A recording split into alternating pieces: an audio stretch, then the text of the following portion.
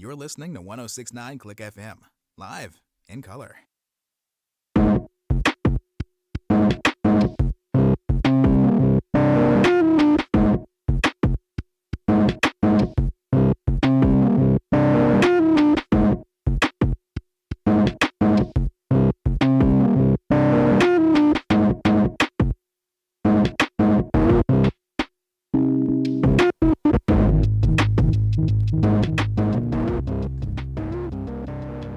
It was the game that I knew it was going to come down to. A game which would prove a lot about each team involved with it.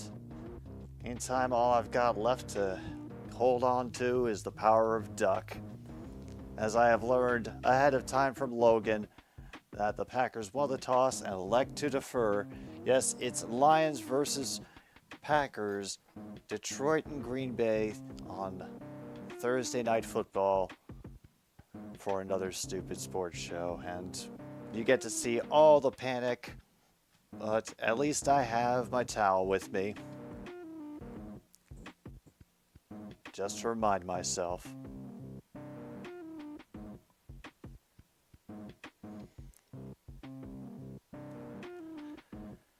I hope you're all doing well today. I've been, Oh, I got gifted a membership? Wow, I feel honored. Yeah. There's True North and MKI, William, and of course Logan. Many more Packers fans than Lions fans in this chat. You know how it goes. Oh, Anders Carlson will be the kicking. Craig Reynolds back for... He has 0 career kick returns. All right, here we go. A slow death of the kickoff returns. We start for the 25-yard line.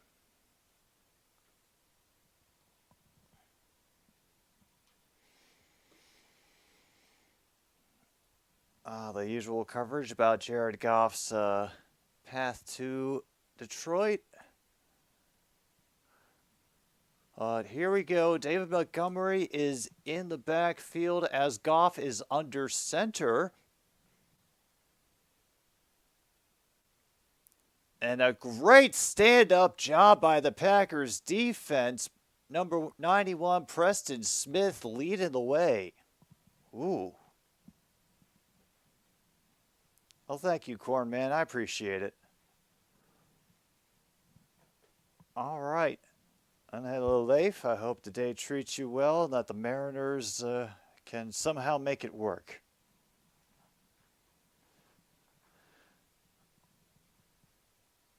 All right.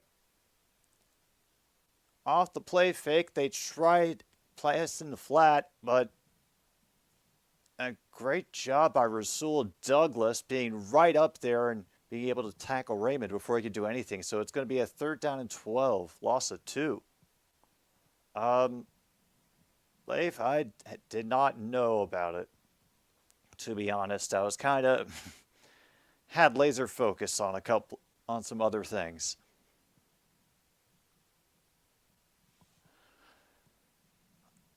All right, 3rd and 11, empty backfield. Goff working out of the gun. They only rush 5, and it's picked off. Who is that? That's Rudy Ford, and he will be forced out of bounds at the 15. Holy shit. That is awful start for Jared Goff, but a hell of a start for the Packers defense. Oh, wow. All right, let's see what happened here. What was the intention?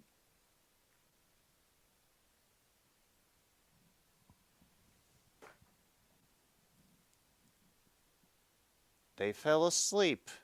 They fell asleep and lost track of him somehow, even though he had already supposedly had seen Ford on that side of the field.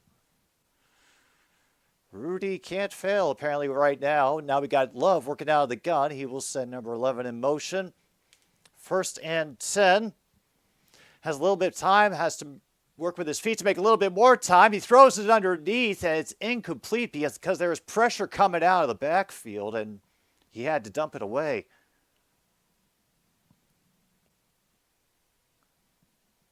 Does anybody eat Wheaties? The last time I ever tried eating Wheaties, I think I just gave up after one spoonful. All right, nothing wrong there. Just somebody maybe not quite ready for the intensity of the pass. 2nd and 10. Love comes back up to the line to make adjustments. Empty backfield for him as well. 3 receivers on the near side. Hanging out in the pocket, and he gets brought down by Aiden Hutchinson. Oh, man.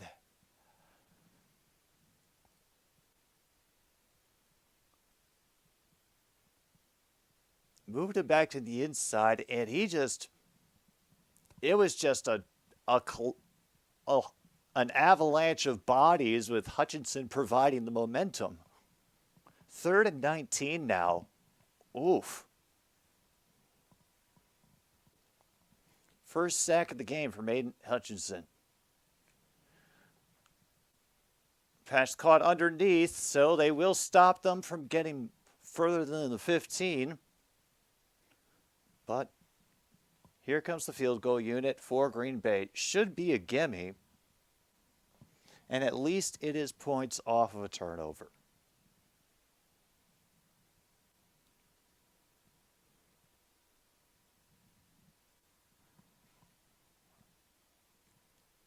All right. Still catching up with the clock, by the way. Whelan on the hold. Kick is down. Curves to the right, but stays within, so it is true and through. 3 minutes are gone, and Green Bay starts with a 3-0 lead. All right.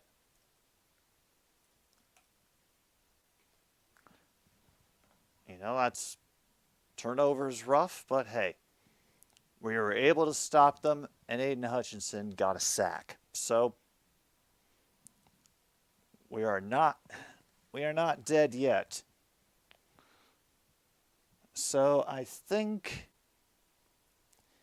in that spirit, it is time for a thank you to our sponsor for this first half of Another Stupid Sports Show. Yes, it is Screw City Lager from the Prairie Street Brewing Company. Remember, you never forget your first trip to Screw City.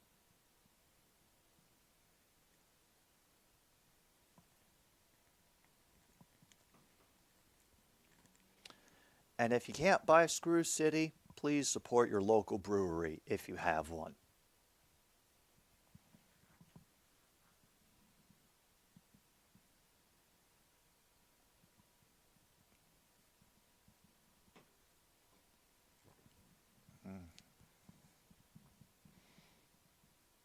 And yes, there is a cat over here. She has decided to curl up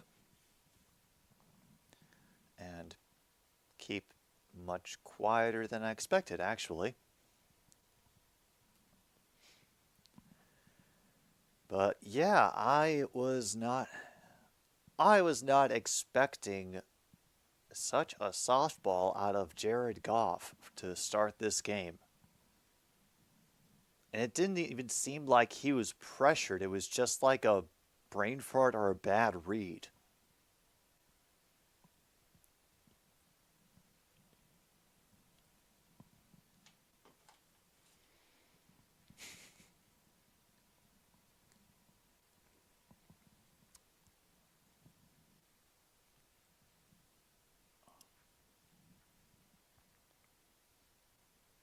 Oh yeah, they're showing off the Airbnb, the Lambo house.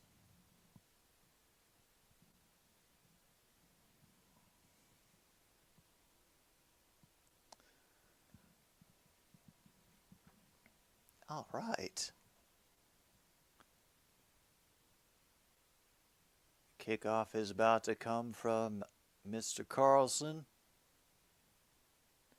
And it's going to be another touchback. Oh. This is only renewing my enthusiasm for what could be a preview of the CFL Championship tomorrow night, which is the Toronto Argonauts versus the Winnipeg Blue Bombers. Both of those teams, leaders of their respective divisions right now in the CFL. So, if you know you're not available to watch the Grey Cup that day, maybe this might be a decent alternative. All right, 1st and 10. And Montgomery up the middle, maybe get 2. Brought down by Preston Smith again. And about 2nd and 8 now.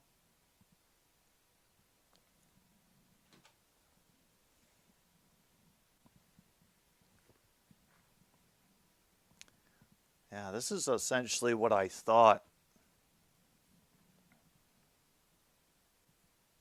I thought they would immediately try to do is try to force us into this pattern. And nice job from Jahmyr Gibbs. He keeps going, dives forward. They're going to mark him about a half-yard shy.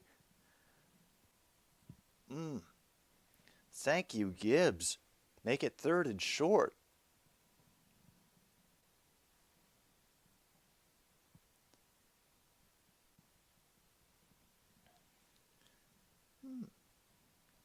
He did have some nice numbers last week during the Falcons game.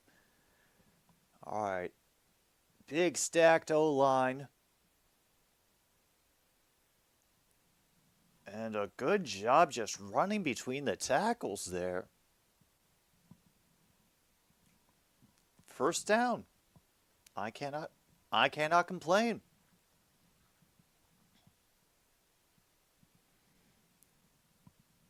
Good job by 96 being able to grab him so that he couldn't get any further and have maybe more of a breakout. But, yeah, got that 1st down. All right. Out of the gun, Gibbs out of the backfield, immediately hit by number 7. Quay Walker saw it coming and was able to stop any yak from happening. Maybe a gain of 3.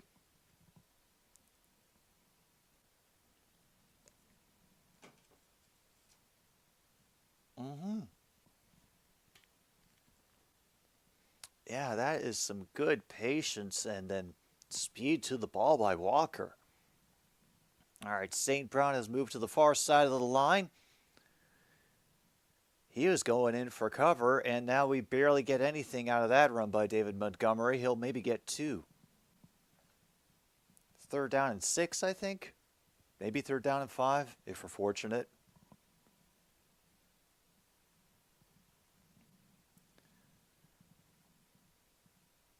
All right, officially 3rd down and 5. 9:14 to go in the 1st.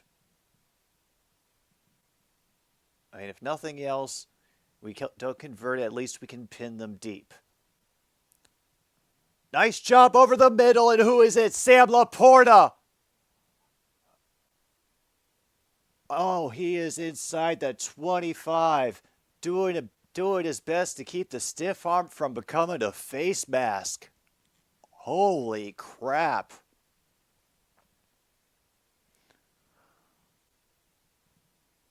Oh. Nice job.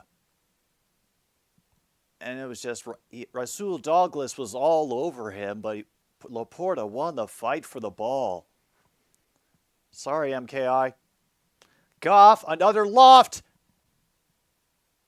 And it is St. Brown lunging for the touchdown. Home QB gets the first passing touchdown of the game, and he leaps into the stands. Oh. Wow.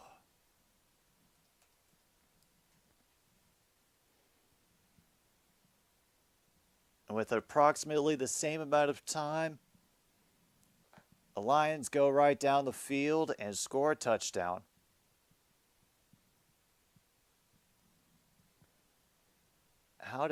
So it was supposed to be Douglas on St. Brown, and he just slipped.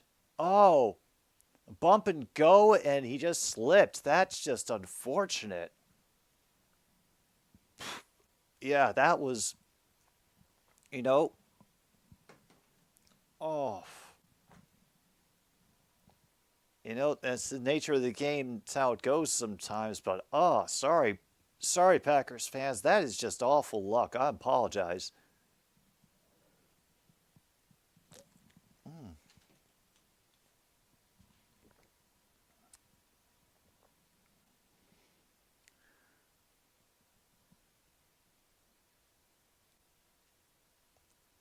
I I'm tempted. I am tempted to drop in on Grassi and see how he's doing, but I think I'll save that for the second quarter. I can wait. Because hell, we're barely halfway through the first quarter of this game. And so far, I think I like what I see from the Packers, but I'm awaiting more. Yeah, honestly, I think it might have also been a case of a couple of defenders getting too close to each other because it didn't seem like that Douglas and the other defender who were sort of crossing paths on that play almost clipped. Or maybe that was just the camera angle that I saw it happen from.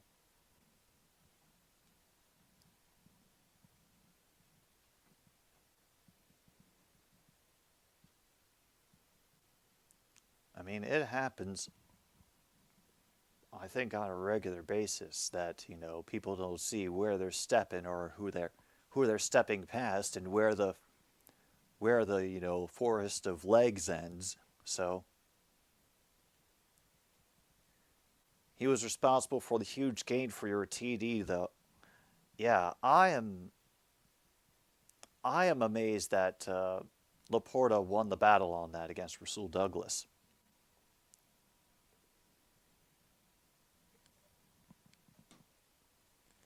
Well, at least you got the touchdown, so that's something. Yay!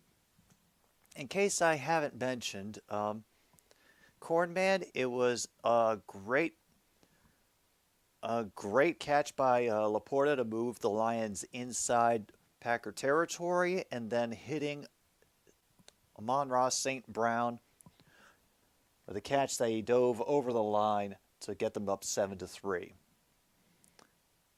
From the goal line, and a great job by number 27, Lucas, tripping up the return man at the 20 when he almost had a chance to break outside. So now we'll get a nice full field drive for Mr. Jordan Love.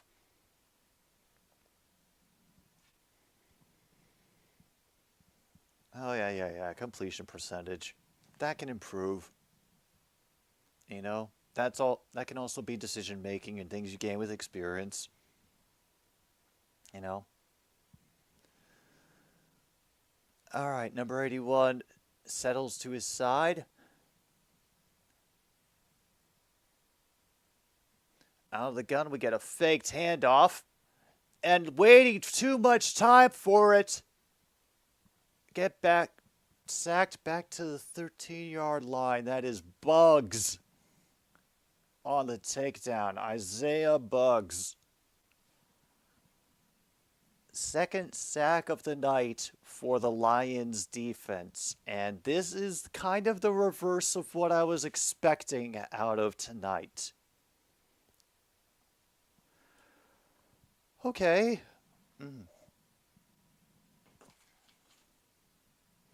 Second and 16 now. A bit of a tight formation, but out everybody comes. It was that Jacobs and Dobbs matchup, and they both made a case for it, and neither one could win it effectively. Third and 16 now. We are officially at 7:27 to go in the first.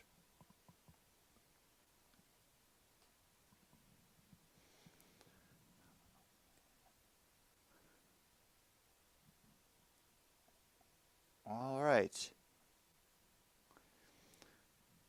Jordan Love scans the field and motions people back in. Out of the gun, back immediately to his left. Two receivers to the near side.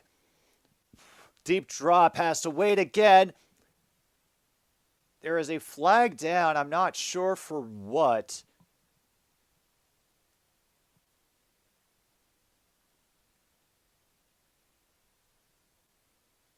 Rolling on the field of an incomplete pass. Oh, we've got a first-year referee. The penalty has been declined. Fourth down. Oh no, not another injured lineman for the Packers. Who the hell's number 76? Oh God, John Runyon. Damn it. Oh. That's a hang on. Oh God, false start.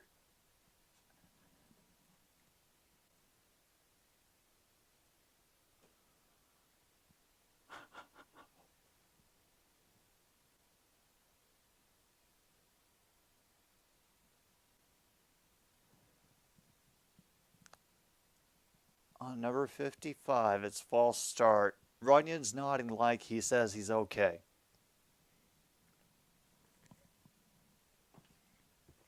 Yeah, I was waiting to call Aaron Jones's name at least once. Here's the punt. And Raymond is able to back up and charge back up the field. We'll get to about the 44 before he's spun down by McDuffie.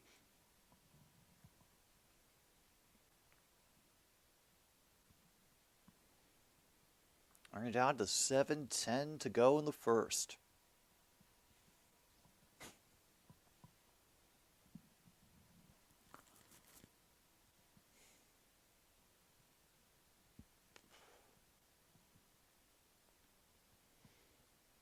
Maybe this is some four-dimensional chess?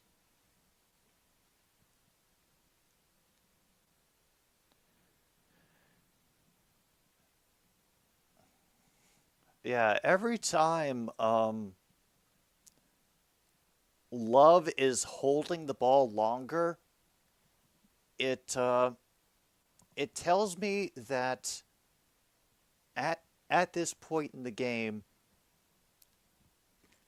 our pass coverage is keeping him from finding what he wants out of the called play.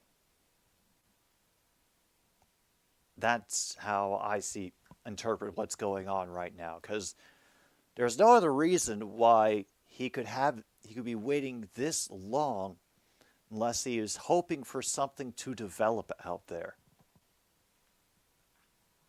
Yeah.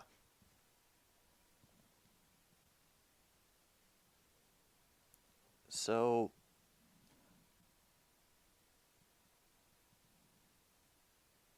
I mean, I know we are missing both Gardner Johnson to the IR and Emmanuel Mosley is out for tonight. You know, we're two of the big names we ended up bringing in for the secondary, but it's either we're doing a great job so far or LaFleur is waiting to bust out the real playbook in the third quarter. I'm not sure what the real explanation is.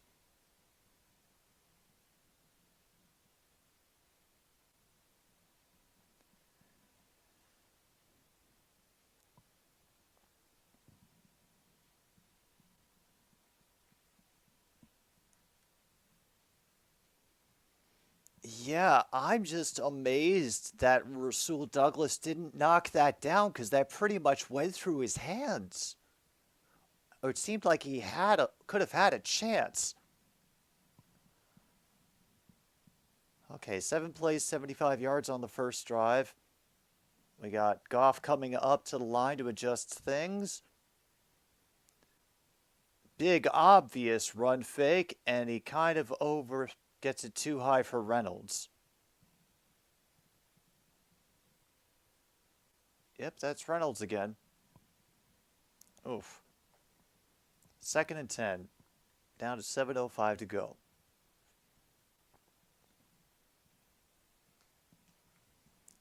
So this is weird that it seems that Goff is a little inconsistent tonight. Now working out of the gun. Got 2 receivers out of the slot on the near side. We're going to run Gibbs on the far side. And a great second effort, but they get stood up into a dog pile after a gain of 7.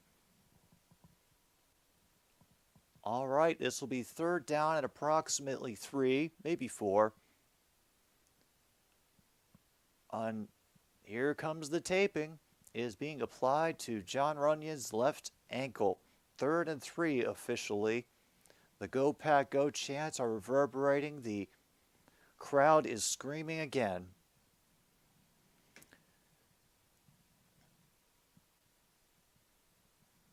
I say Brown far on the outside. We're looking at him inside over the middle to Reynolds. And he fell over on his own. Nobody had touched him yet, so he tried to keep going, but it ends up being another dog pile near the 26. So 1st down. Brock Purdy is your starter, and I forgot. I've definitely forgotten who the 49ers are playing. Let me get that up just so that I can reference all the thingamabobs.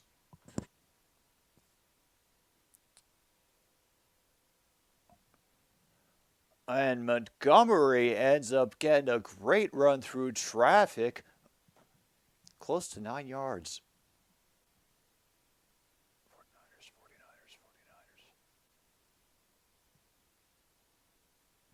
Oh, they're playing the Cardinals. Oh, okay. Well, this ought to be an interesting game, considering how the Cardinals have been performing the past couple weeks. All right, 2nd and 2. They fake the motion. And a good job by Montgomery fighting forward. He did get wrapped up at the line, but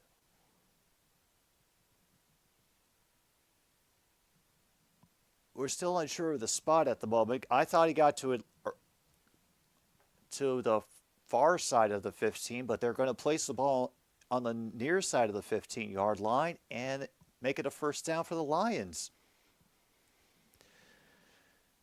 That is true. I still have no explanation for what happened with Cardinals-Cowboys. But here comes Laporta to settle on the far side of the line. The noise still coming proud. And this is going to be run by Jared Goff. And he is going to fall forward down to the 3, brought down by Ford and Douglas. That's Jared Goff gets the first 10-yard plus QB rush of the game. Oh. All right. Oh, and they even gave a little head tap with the, the helmets. He's an inconsistent QB. Hope he stays in Dallas forever. Fair enough. Quay Walker helping to stuff Montgomery at the line of scrimmage. All right, Quay, just, don't shove any trainers and we'll be fine. Like I said, 2 nickels. 2 nickels, Quay. 2 nickels.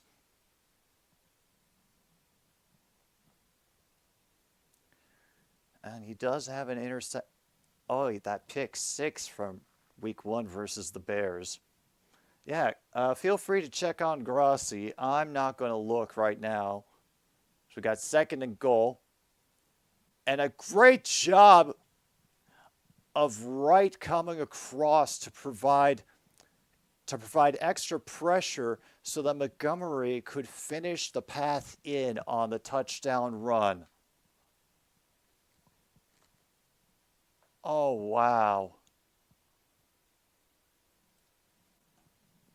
Sorry, I just saw the thing develop and him going off the back of Decker so that it would be impossible for Quay Walker to come in. That was just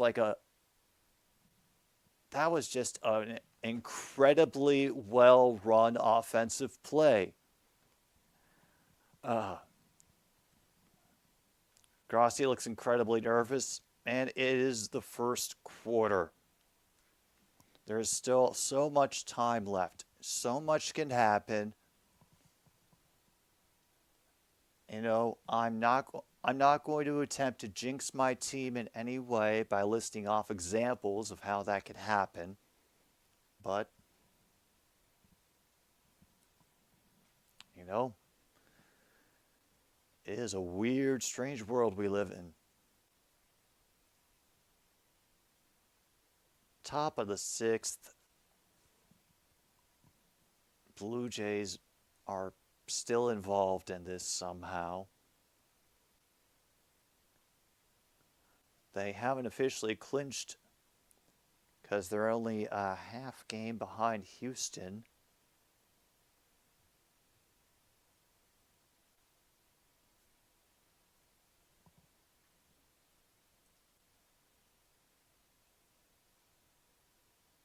Oh, damn, this version of it doesn't make clear who's been eliminated. Helpful.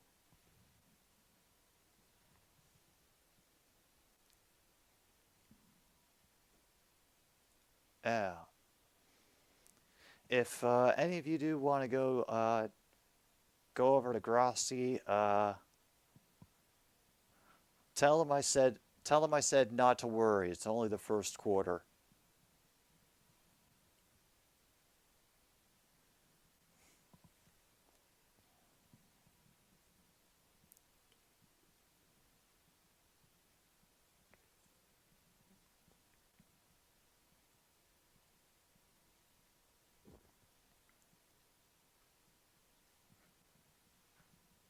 Oh my God, they are getting in the most awkward ad placements in this. And here come the awkward in-game graphics with love connection. Oh, it is so obvious that they are going for the demographic of people who will actually remember the love connection with any sort of fondness. And, oh goodness. Yeah. Just, oh. Please stop. Returning from a yard in, a daring attempt brought down quickly by number 27. But hey, better to start beyond the 20 than behind it. All right, Jordan Love, let's do this again.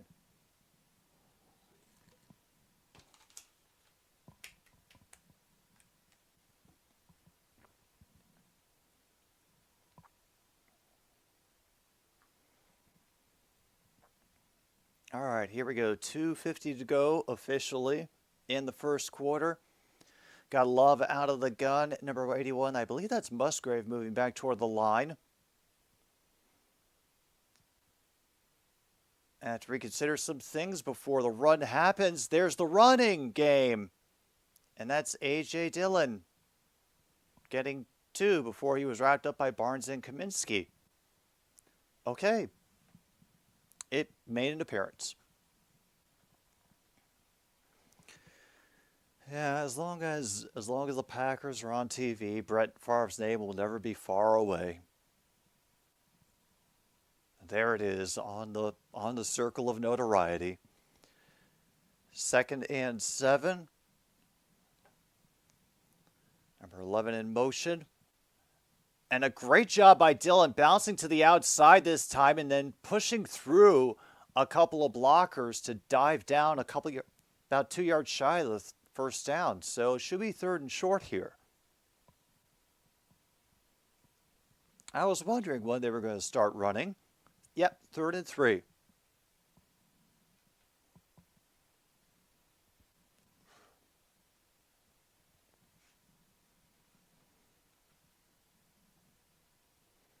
Yeah, we can also bleed some clock, too. All right. Looking over the middle. Missed by Dobbs and nearly... And a chance at an interception. 4th and 3. They're not going to go for it?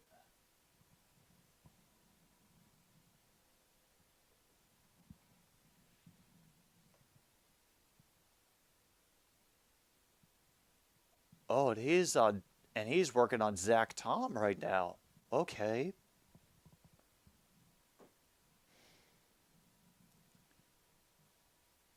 Oh, shoot, they are going to punt it away. No fake. Goes to Wieland. Fair catch is called for. Raymond gets it at the 25-yard line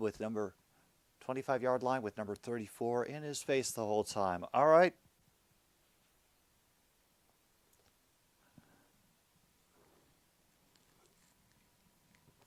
All right, Cordman, see you when you get back.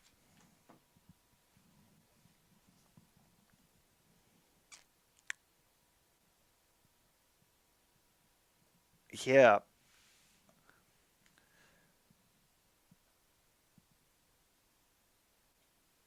So far, the Packers' O-line makes me nervous. Hopefully, Jordan Love will not get too much of a chance to use his feet. And if he does, may it be to safety.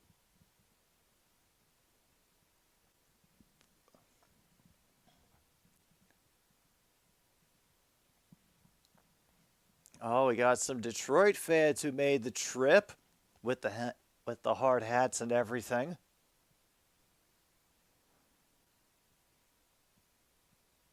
They have a short drop. Oh my goodness. Josh Reynolds. Once again, Josh Reynolds and Jared Goff. Let me look at this. Working on Valentine, and it is just over his head. Holy crap.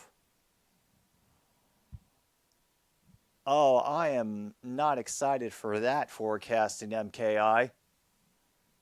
Oh my God. Raymond is going to run, and he will get down inside the 10. Oh, please tell me we don't get called back by a penalty.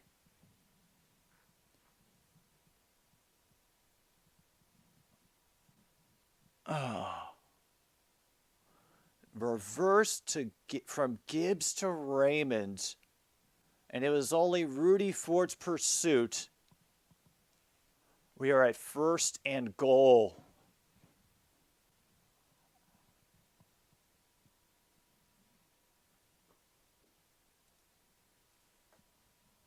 All right. You know what?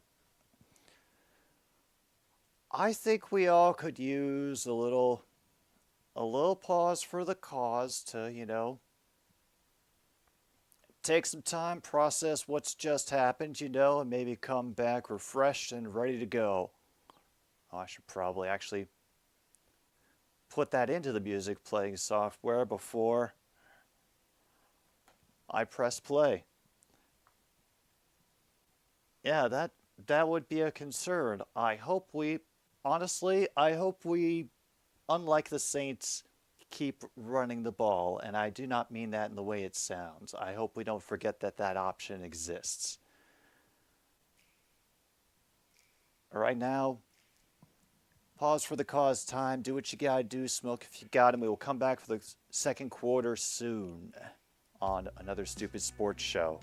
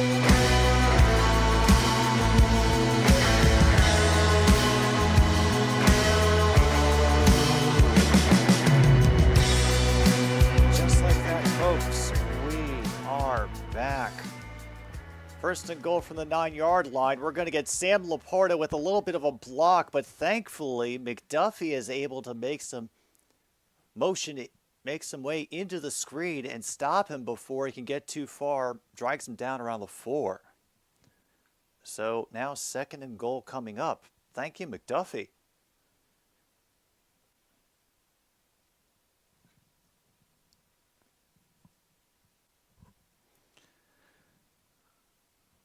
Oh, yeah, let's definitely get that timer going again.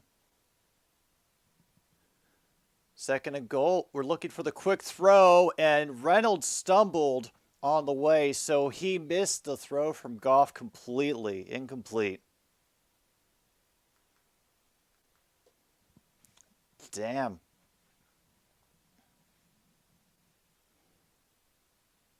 Hey, everybody's stumbling today, folks. So, happened to Rasul. It happened to Josh Reynolds just there.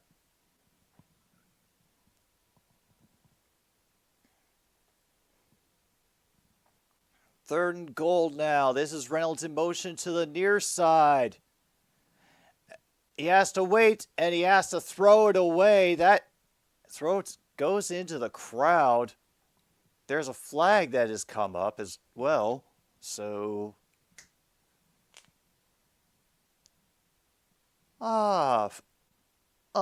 the comfort of a familiar penalty, holding on the Lions. Oh, they're going to make us replay third down. Okay.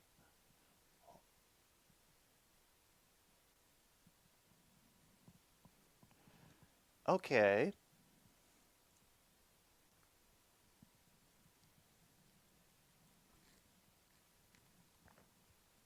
Okay. Is Glasgow against Gary?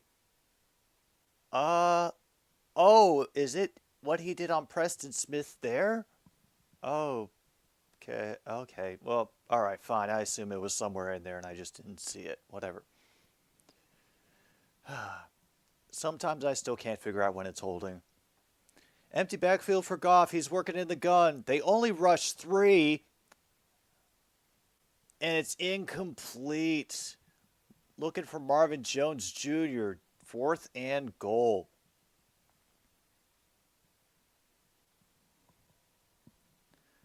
All right. Should be an easy field goal for Patterson. But, you know, nothing is ever a gimme. And Patterson hasn't really been tested this season. His long is a 38. So,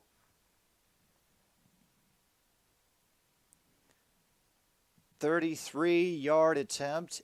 It is true, and it is through. And we pause to contemplate life for about 30 seconds.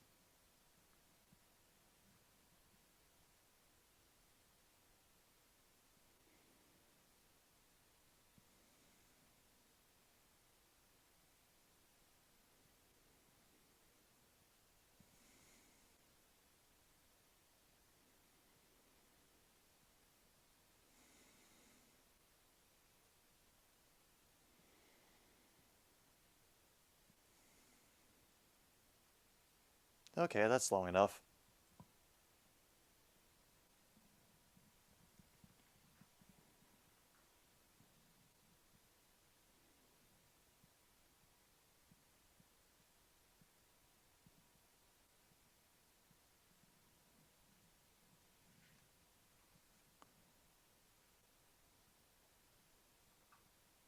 Oh my goodness. All right, Al Michaels, welcome to the Resistance. We can blow up the internet anytime we want. Let's go ahead and do it.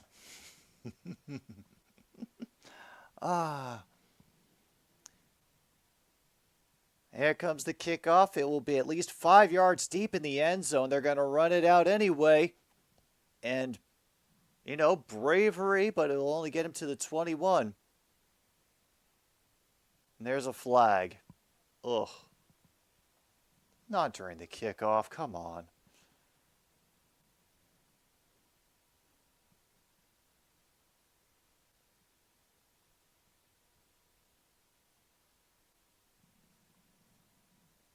Oh, jeez. Half the distance to the goal from the spot of the foul.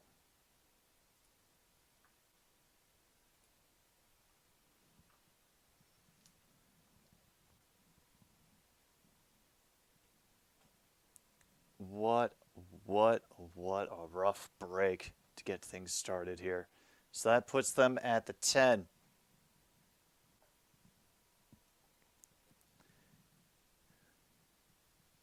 Once again, and it gets tipped, picked off by number 23. And that is ticked by Anzalone, and who comes up with it?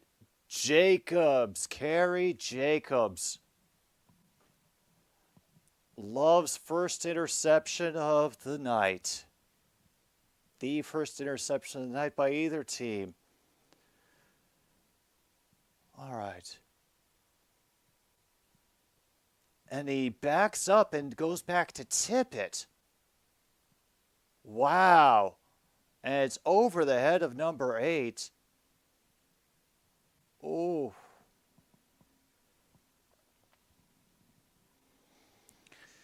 First and goal now. St. Brown in motion to the far side. That looks like Montgomery deep in the backfield. And he finds a hole and bends forward, I think, for about 2.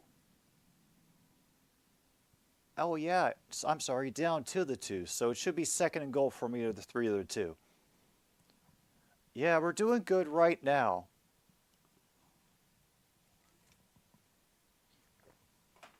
I am just curious if we're going to keep this up for the second half. And there it is. Montgomery again for another 6.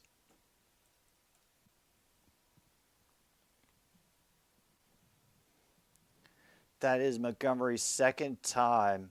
No. I thought for a moment, I double-checked the number because it was like, wait a minute, that feels like it's his number, but we will hold off because I always try to make sure I catch a look at the jersey before I declare a name. It helps me when I'm right about these things. Patterson is true and through, and now it is a 3-touchdown lead for the Lions. Still a lot of second quarter left.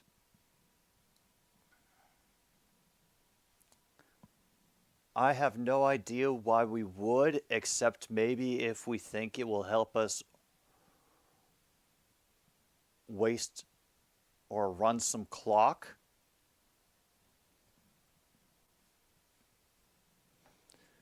Of course, honestly, I also expect Jordan Love to get some more passing in as the game goes on and the secondary gets tired, because that's inevitably going to happen.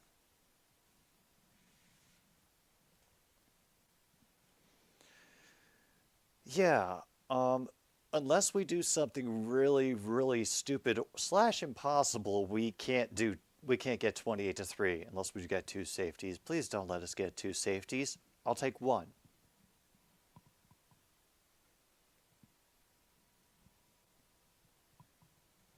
Oh no, am I already out of Screw City? No, there's still a little bit left. Everything is okay, folks. Remain calm. All is well.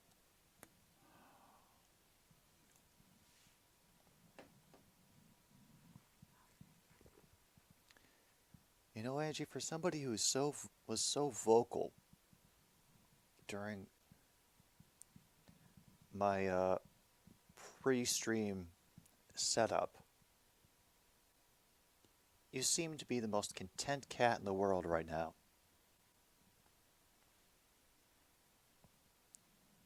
Oh, God. So that's 2 sacks and an interception.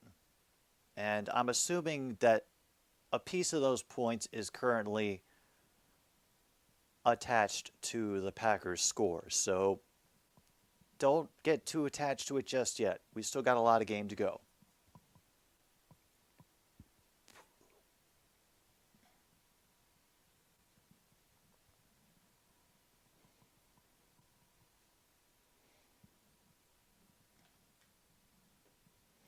Not really a good game so far, Luke.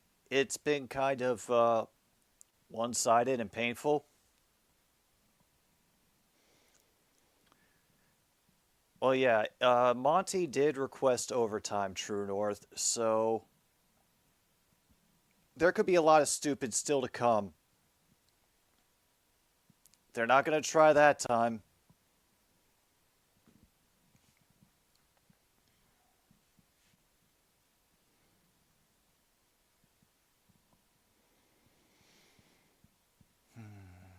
I do, man, but I do, but I don't think we're at that point yet. We have seen, think of how many stupid comebacks we've seen happen over the course of this past year, or the past 5 years.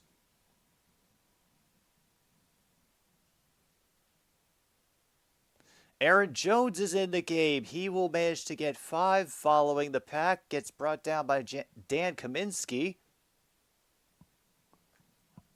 All right.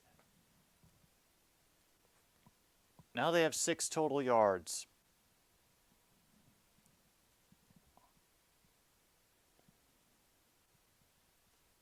Oh my God. They are -6 in passing yards. Mm, I'm not going to say that. It's going to depend on how many people get injured in that week in the game just before it. And a great job upending Jones. Cam Sutton saving our asses on second down. Third down and 7 now coming.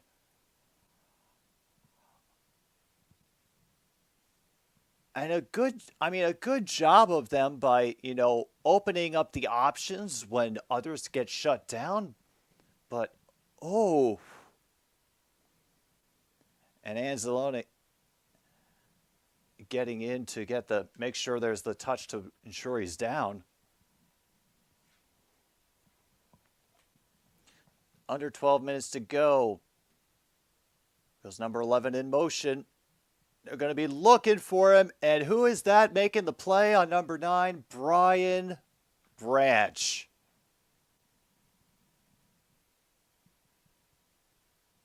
You don't hear a lot of boos at Lambeau, but we're hearing them right now.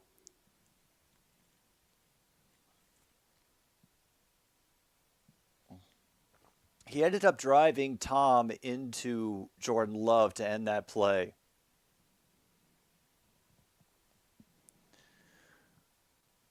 Punt will be from the 17. A nice boomer all the way back to the 20, and a missed tackle by number 34 will enable Raymond to get up to the 30. Great job by number 58 coming in to prevent a larger gain up the far side of the field.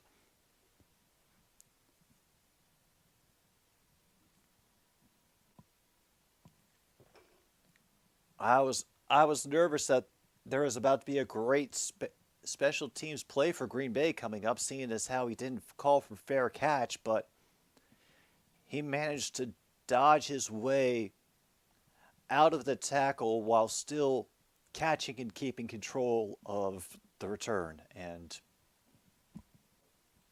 it's the very little that I ask for. Okay. I think we're at least this far into the timer, aren't we? Are we? Maybe. Who knows? I will thank another one of our sponsors for this first half in the meantime, and that is Legal Coffee, the Mexican instant coffee that is 99.5% guaranteed to not contain methamphetamines or copium. And I think MKI had mentioned earlier about not letting the false hope consume me. I have done my best to practice what I preach this season. I try to seek out as many just factual articles about the progress of the Detroit Lions, mostly looking up statistics, looking at coverage of them that fans of other teams do. Because I can expect them to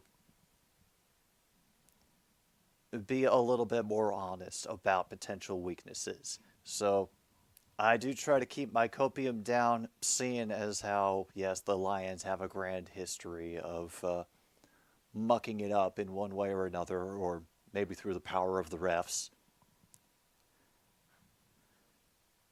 But, yeah, as much optimism as I have right now, I try to keep this hat packed away for special occasions.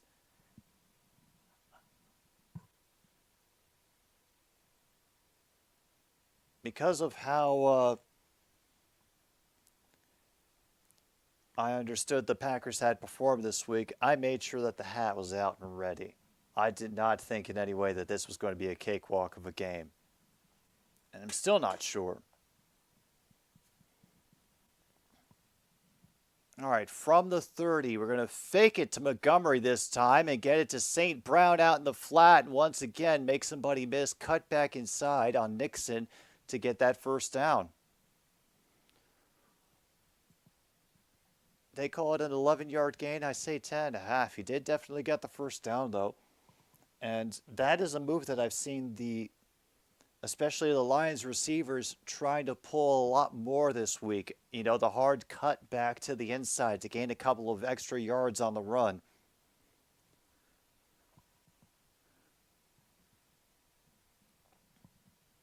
Oh, it's definitely a good time for those chips, especially as David Montgomery ends up bursting through past one tackle, but we're going to have probably a holding call.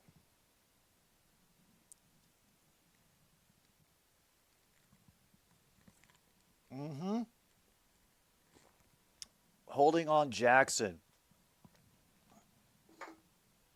And that is not a name that I really recognize. He might be one of the backups.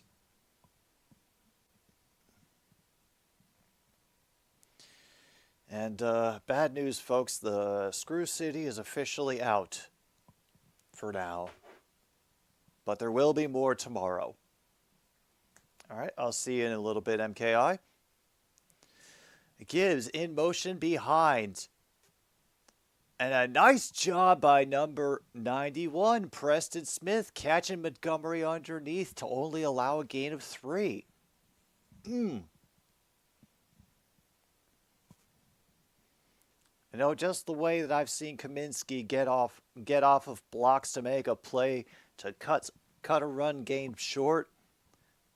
Oh, just as wonderful to see Preston Smith execute just as well. All right, there's Laporta. Looks to be on the far side of the line. Oh, nope, I completely lost track. Got hit as he threw as well. The pocket collapsed a great deal. Now 3rd and 18 coming up.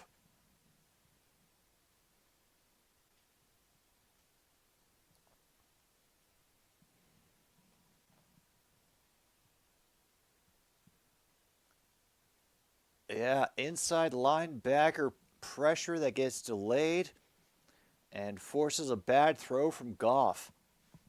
3rd and 18 now. Let's run this clock down a little bit more. We're actually 9:58 to go in the first half, and it looks like we might have some movement. Credit to the Lambeau Field faithful. False start on Decker. Now a 3rd and 23 coming.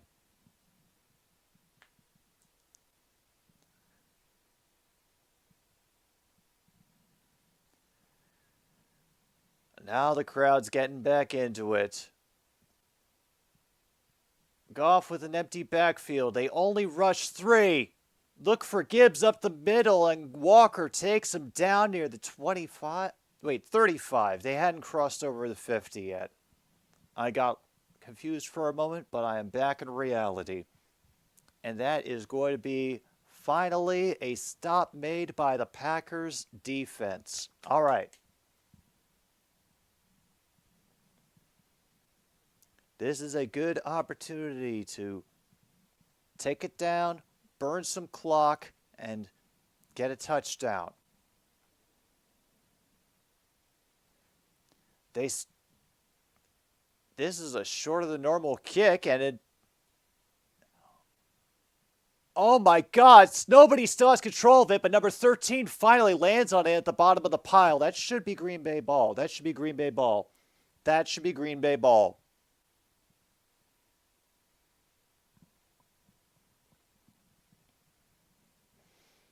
Oh, Jaden Reed. Please stop bringing back the nightmares of Packers special teams. I don't know what the hell he was doing, but the Packers are so lucky that it eventually got covered by, I think it was number 13. Let me see if I can appropriately credit that person.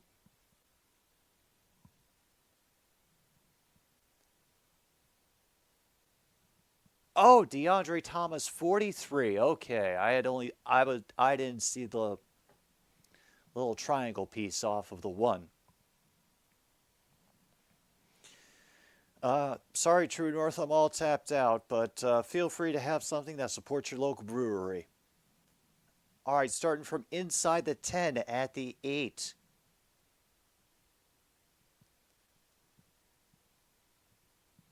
A nice left-handed throw gets them back to the line of scrimmage. That was, so close to a safety.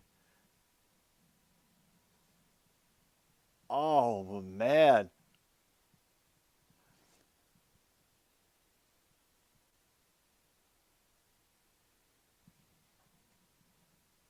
Oh, wow. They end up gaining yards, so 2nd and 9.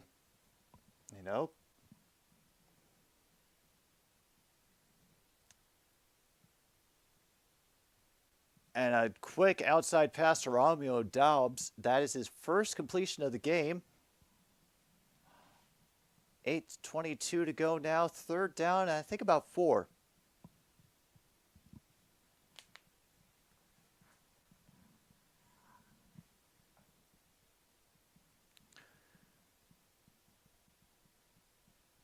All right. They're taking their time, just like I hoped that they would. Keep it out of the Lions' offense. Overloading. They get him to jump.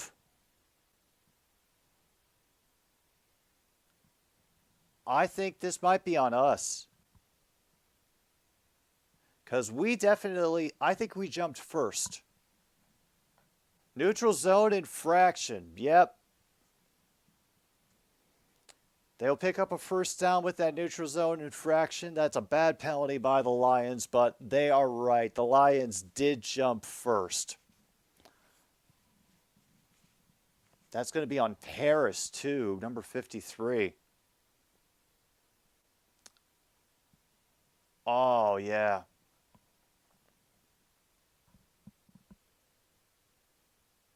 So now from the 19. And a great job by number 54. McNeil blowing that play up as just rumbling into the backfield. He goes right past Runyon.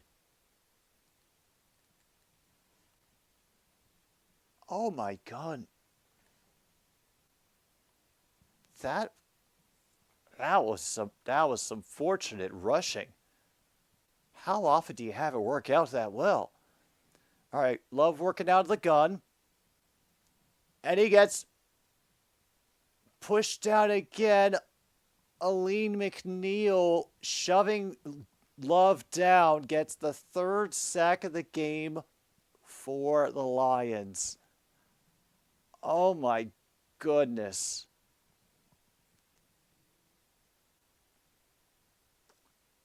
So this is down to about 11 now?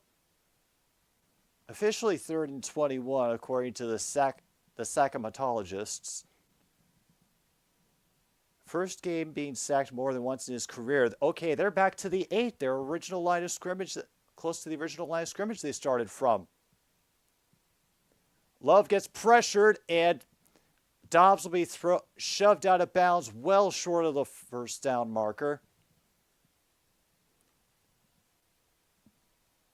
They do gain 15, but that's 4th and 6.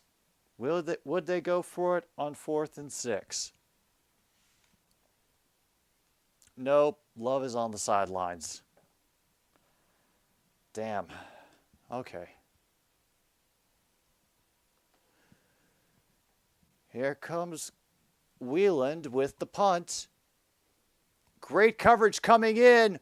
So they wave fair catch, and Raymond is safe at the 24.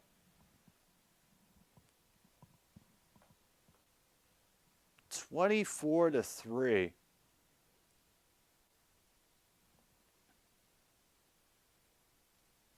Okay, I have to admit I can't tell right now. I don't know if Al Michaels is bored, if he's drunk and he's just being really good at hiding it right now, or if it's just a thing for him of, it's different.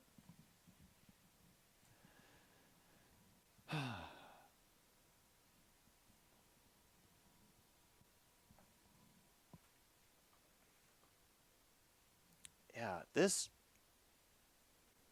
is not what I expected at all.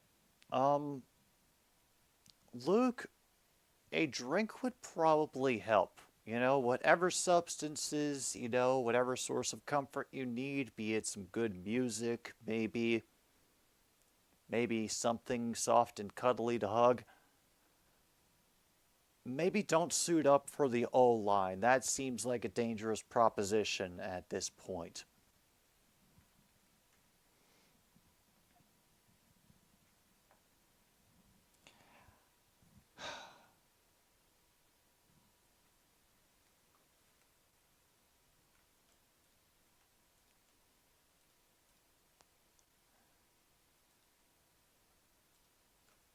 Oh boy. I was so excited for Christian Watson to come back. I thought we'd get to see some of the Love-Watson connection that had been cropping up. But I think Dobbs got a catch tonight before Watson did, didn't he?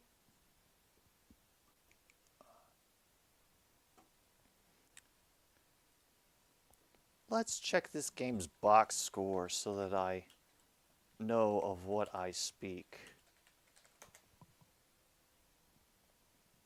Oh my God, Bears Commanders for Thursday Night Football next week. Oh, that is going to be such pain. Such pain.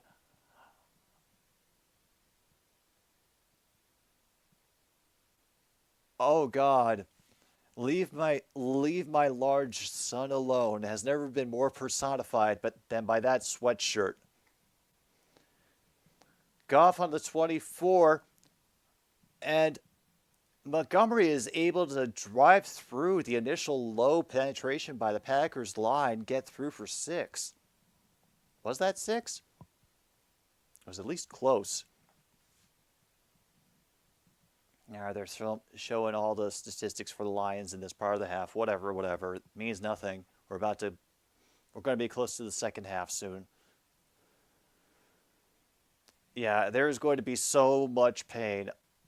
I think maybe they don't start the flexing it until week 5 or 6. He's looking for the quick one to St. Brown, but he finds Laporta underneath and is able to twist himself forward through the tackle of Walker to make it a 3rd and short.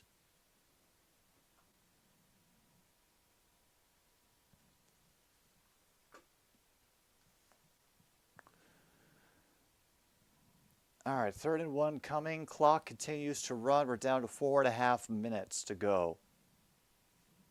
The noise comes up again as Laporta settles on the side of the line. Wright follows as well.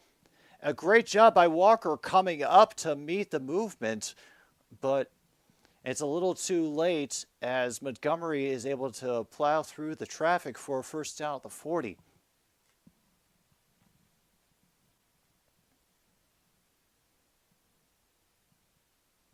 I think, yeah.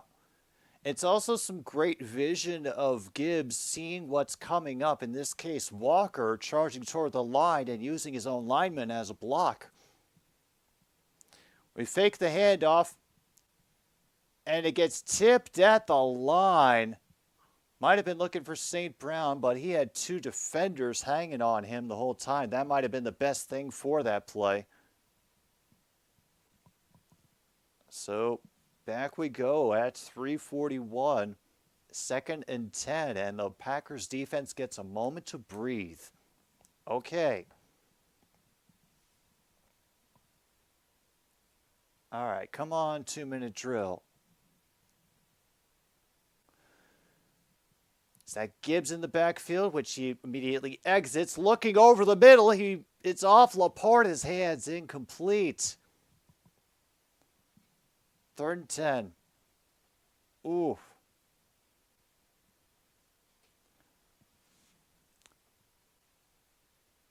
This game is a perfect example of what's wrong with the Packers' run game, run defense, says True North. Lions run backer gets touched. He keeps trying for 1-2 more yards. Packers running back gets touched. They stop immediately. No blocking, poor running. A rare drop from Laporta, who's been pretty automatic, at least 5+ catches in his first 3 games. It is going to be St. Brown motion to the far side of the field. Late pressure up the middle. And that's, once again, St. Brown, who will finally be brought down by number 35 after reversing course down from far to near on the field. Ends up getting brought down by Darnell Savage. Yeah, this is definitely starting to like we could reach deep hurting early depending on how the rest of this game shakes out. I don't think we're there yet. They have to wait a little bit longer, but he dances out of a sack there, and Laporta goes up and makes the grab.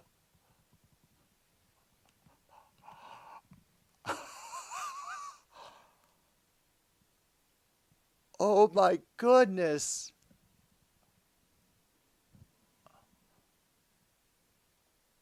A good job. Number 95 fought his way in. But then Quay Walker is just waiting and letting Sam Laporta get away, looking at the ball instead of his assignment. Once again, St. Brown to the far side of the field. Oh, and we have the 2-minute warning. And, wow. All right. Green Bay did not take a timeout in the first quarter. They still have all their timeouts.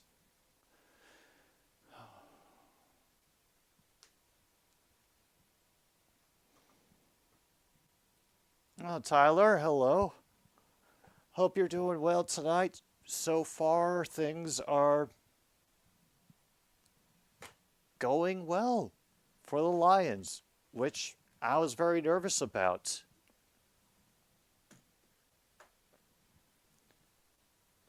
And I will wait until the end of the game to say that the Lions are legit. Corn man myself, just because being able to finish is what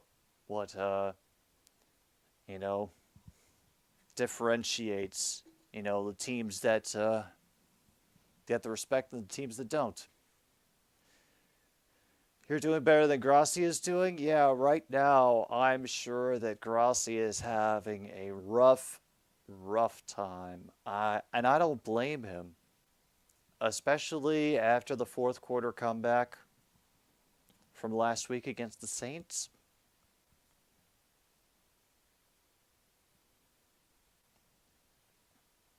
I don't want to assume, but I'm fairly confident, and this is what I was afraid of as well,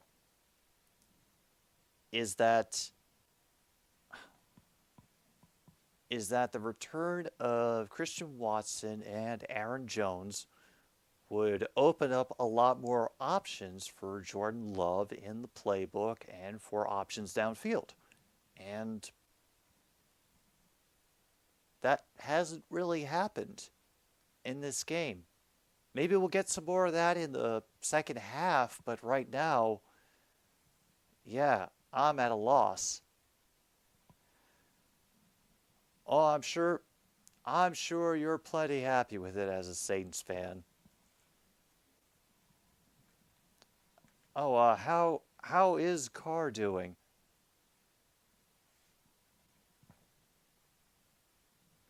Oh yeah, and Ryan Fitzpatrick is just soaking it all in as he should. Yeah, that's also a thing. I don't know why they're not running the ball. Maybe they're just waiting for that on the second half, trying to be clever. Around the 36-yard line and a good amount of space for David Montgomery, gaining 12.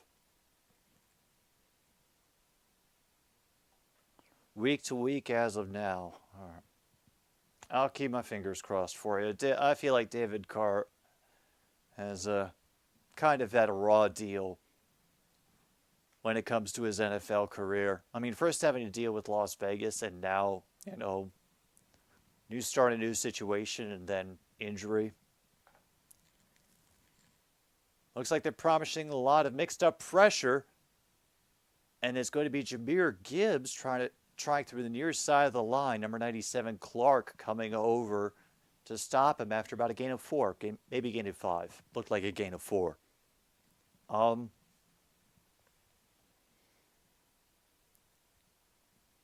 Right now, we can call ThIIrd and cornerman, I think, if the Lions score a touchdown to end this quarter half period of time that we have been experiencing together. Gibbs in motion to the far side, and they try the same near foolishness again, and number 55 is there to blow it up right at the line. 3rd down.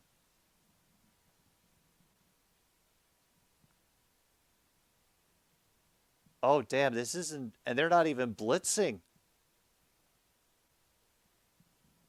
Okay.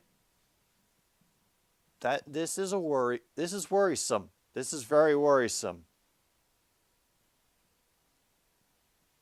Okay, Green Bay has taken their first time out of the game.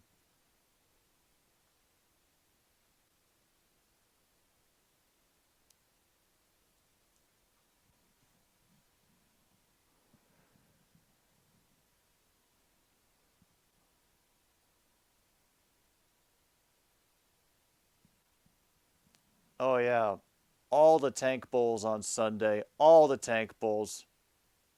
And it's just bowling along the ground to Jahmyr Gibbs. Incomplete. 38 seconds to go. Out comes the field goal unit. We don't call ThIIrd quite yet.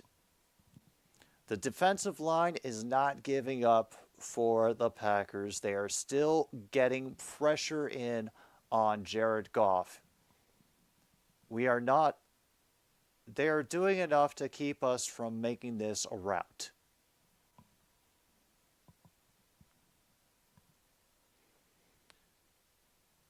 And Riley Patterson gets it just underneath the speeding special teams players. It is good in the inside the left upright.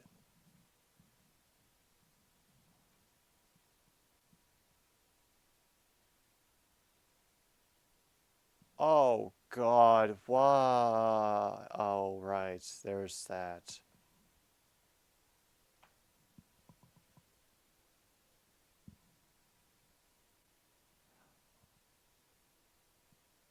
Oh, hell. And now Musgrave is going into concussion protocol. Oh, no. Oh, boy. Oh, boy. Okay. 34 seconds. Oh, usually the blue does show up at Lambeau, you know, and like I've said before, Lambeau is a great place to see a game, so the Packers are welcoming to the Lions fans to a certain extent. All right, can we get a return here? Fox about to boot it deep over the head. They're not even going to try.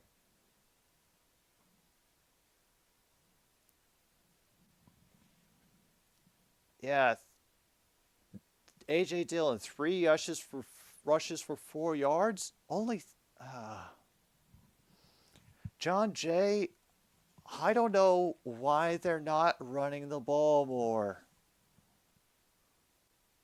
Please run the ball. They tend to sell their night games to visiting teams.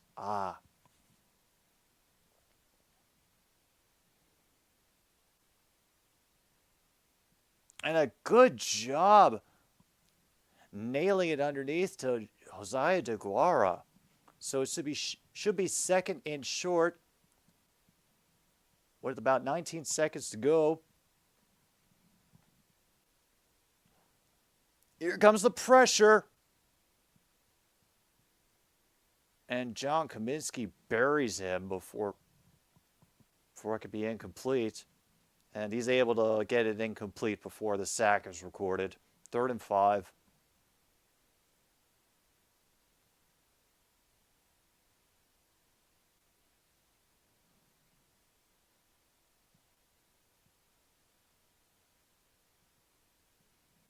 Okay, they're explaining why it was an intentional grounding. I think because he got it beyond the line of scrimmage. Cool. All right, 3rd down now. 12 seconds left on the clock.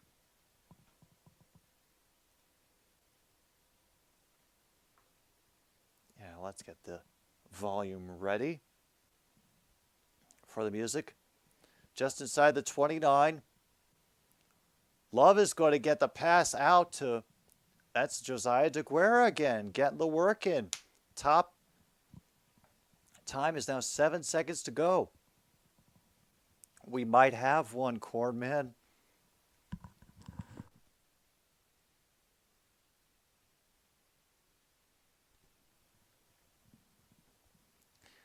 We might have a Hail Mary coming up.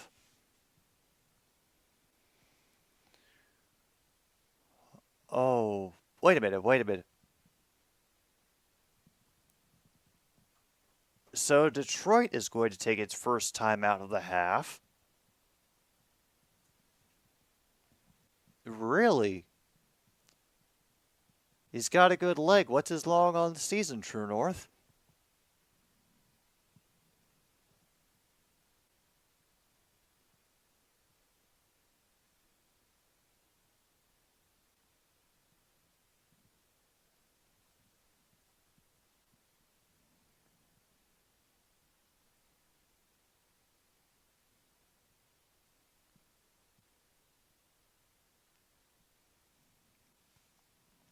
Oh, Kirk Hybstreet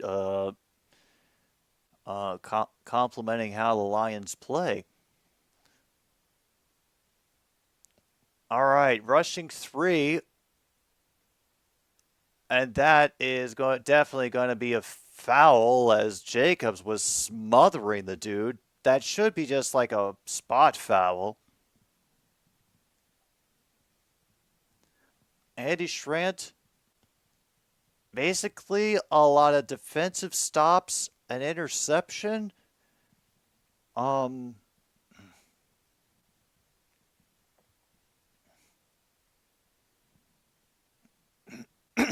Jacobs is trying to plead his case, but we're officially 3 seconds to go. And I apologize for clearing my throat into the microphone, by the way. I will say it when I will call it only officially when we hit triple zeros. Oh, here comes the late pressure, and there's number 53. That is Harris coming in for an end of the half sack. And the boos are loud at Lambeau Field. I think this is worse than when I went to go see them and they struggled against the Jets. And that was Zach Wilson with the Jets. So, folks, let's take a pause for the cause. Go over to Grassi, send him all the support. I'm just going to be here thinking about what may happen in the second half of Lions-Packers here on the madness that is another stupid sports show.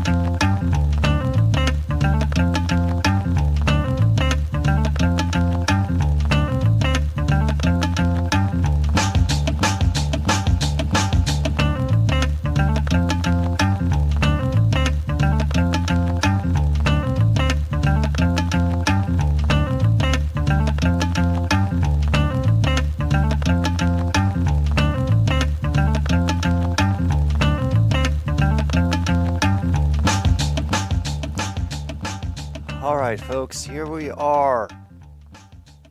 It is the third quarter, and we are still leading somehow 27-3. I'm agog here. Actually, no, I'm Jim B here on another stupid sports show.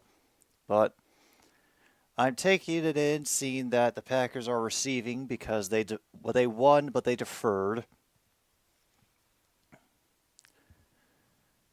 So they will get an opportunity to do something here, which is take this kickoff a few yards in from the end zone.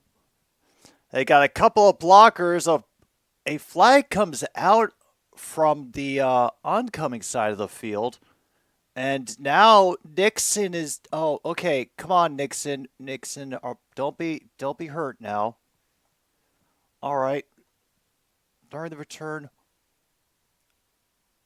Holding on the Packers, 10-yard penalty. That was on Sims, the rookie. That's frustrating. I mean, wasn't it mentioned last week that y'all ended up kind of killing yourself in the first half of the Saints game with penalties too? Because this is just going to make things more difficult.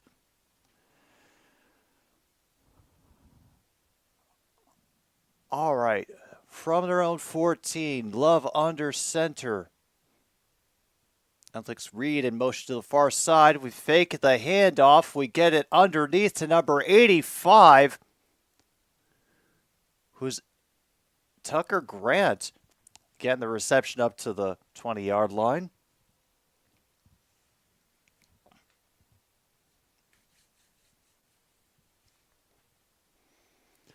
All right, 2nd and 4 now coming up after a nice little start to get things involved. Oh, Robert.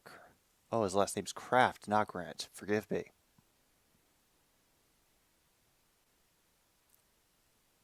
Oh, Aaron Jones is finally running the ball. Picks up 3, so now only 3rd and 2. Hey, see what happens when you run the ball. I have been waiting to hear Aaron Jones's name get called on a regular basis, or at least said all during this game. Oh, and there's going to be a renovation expansion of the Memorial Stadium for Nebraska. Cool. Love working out of the gun on 3rd, and why are you working out of the gun on 3rd and 1? I mean, you got it. There's a reception by Dobbs for a first down to the 27, but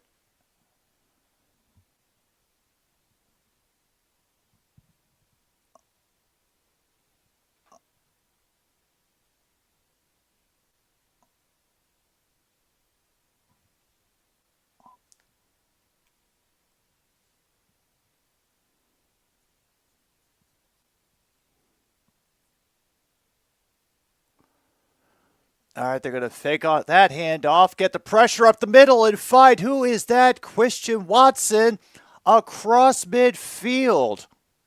Finally, we get to hear his name called tonight. That is a first down for the Packers in Lions territory. And here it comes Angie to try to step on the keyboard. Catch you later, Angie. Damn.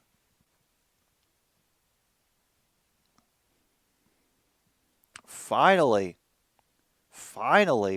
they got some offensive movement and caught the Lions a little bit of a sleep.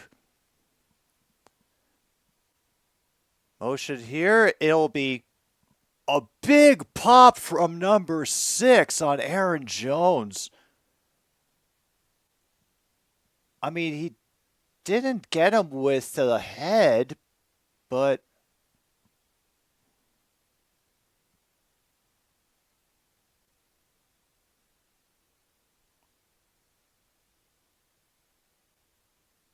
oh, it's not even related to it. It's illegal use of the hands to the face, so we get first down on Hutchinson. Okay. Don't see penalties called on him very often now. So Yeah, Aiden Hutchinson got an illegal use of hands to the face penalty. Oh, okay. I guess.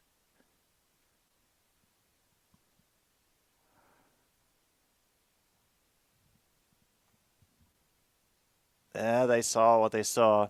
Ooh, pork belly hoagie. Enjoy.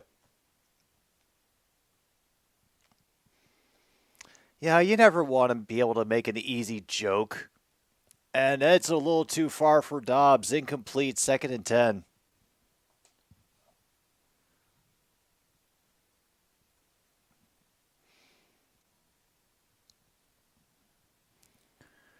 Ah, poor Nebraska.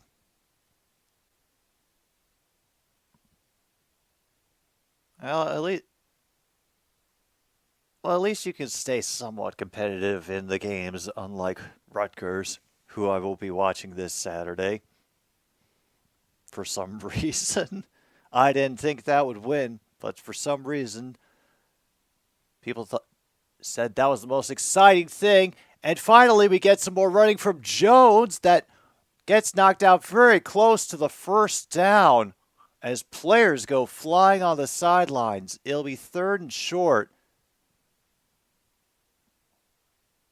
We have a flag, and we have an injured player. Oh, look who's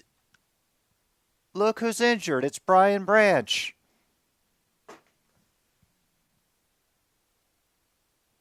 And it's a personal foul on us for unnecessary roughness on Anzalone. Oh boy.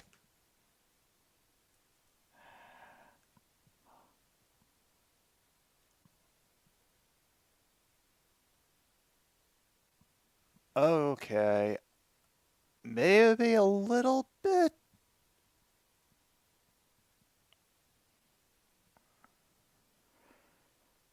Yeah, 27-3.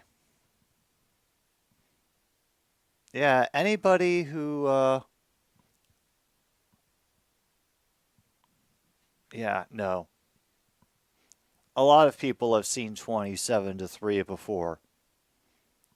You know, I think we're going to run a scoregami soon. So I think what we need to do now is if we're going to really dedicate ourselves to this MKI, I want an extensive database of all the scores that have been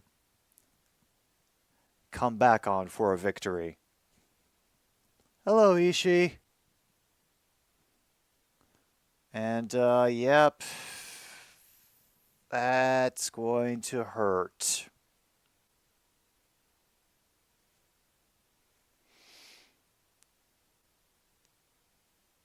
What the hell happened? He is on Watson in this, and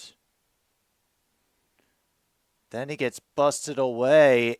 Oh my God, it's like, oh God, it's non-contact. Oh, this is bad.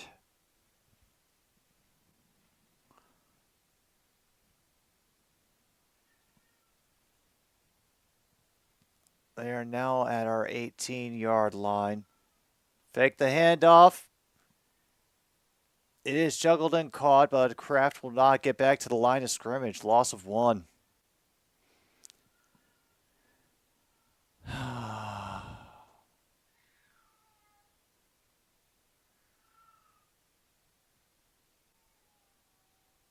Nice job by number 25 getting him down. Again, 2nd and 11. As you can hear in the background, Angie is singing the song of her people.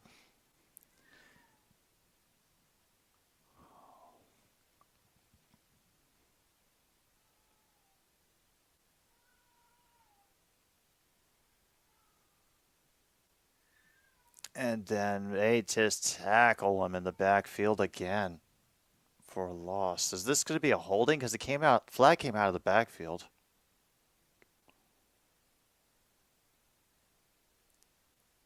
And we declined because we still made them lose yardage, so that makes sense. Most recently, the Rams almost blew up a 27-3 lead. And you say almost. Oh, I hear you, Angie. Are you coming back to stay this time? Nope, you're just here to scream and wander around my feet. I gotcha. Out of gun on 3rd and 15, gets it underneath to Josiah DeGuerra, who will get tackled pretty early before he gets to even the 15, maybe down at the 16. And off goes Branch on the cart.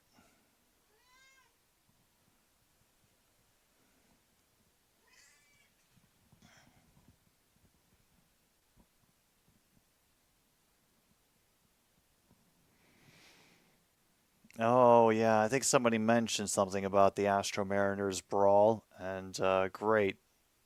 Nothing like league investigations. Empty backfield on 4th and 9, and a great catch. Romeo Doubs, damn, 1st and goal now with 9:24 to go. Oof. How did we miss him? We ended up bringing late pressure. Did it just... Yeah, he just found a hole after the... Great. And a great job on the throw by Jordan with a very tight window. 1st and goal, they're going to hand it off. Oh, that is A.J. Dillon. He'll maybe get to the 1.5. 2nd and goal.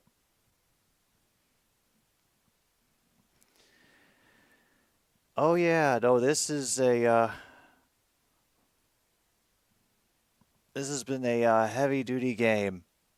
And now we got Barnes on the field. Oh, okay.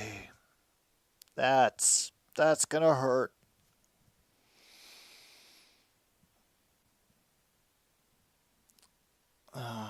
We take a injury timeout as the clock stops at 8:38.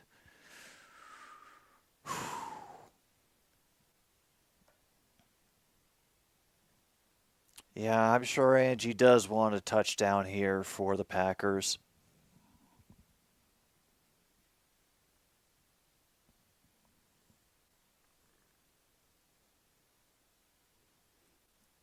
I gotta say the off-axis cancellation is really good for this headset because I can feel and hear Angie purring up a storm, and it's not even registering over on my audio input. Sorry, I just have nothing left to say about this game. I hope that the Packers can get down the field and score a touchdown. At least maybe a field goal. You know, get back into it a little.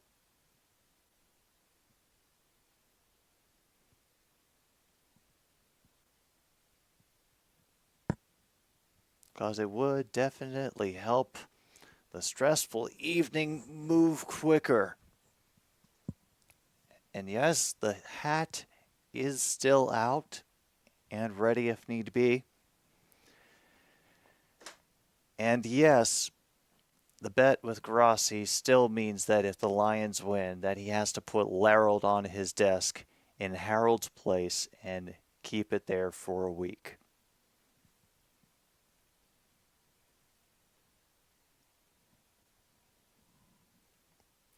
All right, she's done being personable. She's curled up.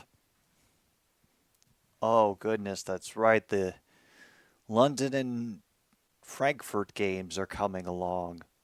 And one of them will be on ESPN Plus.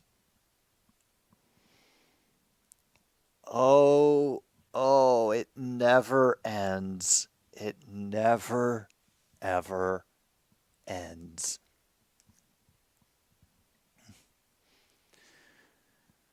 All right, there's a video of Barnes coming off the field under his own power. So that's helpful.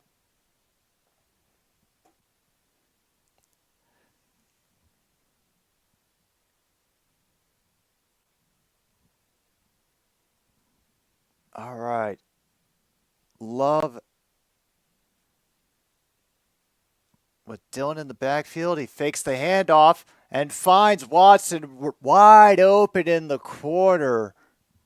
Easy touchdown, Green Bay. See? And see, they're going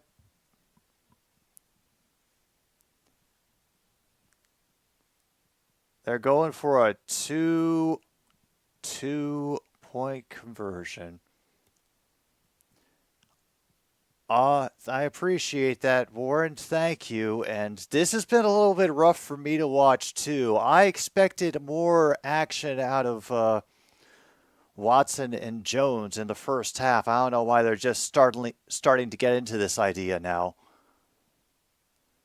All right. So they overload the near side. Watson goes looking that way, and it is made in the back of the end zone to Jaden Reed. Oof. Now it's 27-11.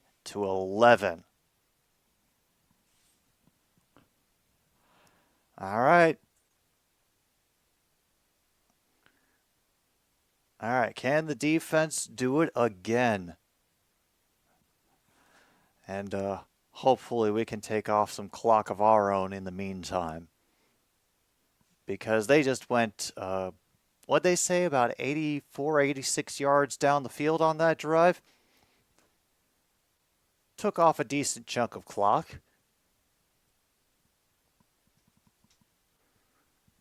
Yeah, 8 for 9 on that last drive, 52 yards. Goff is loosening up on the sidelines.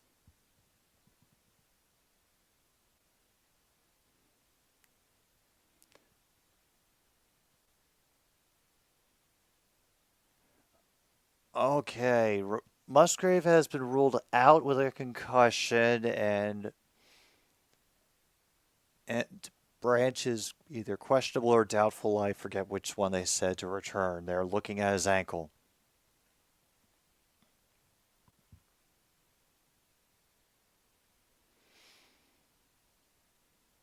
Carlson boots it, taking a yard inside the end zone. Good job by Reynolds being able to keep it out to the 28.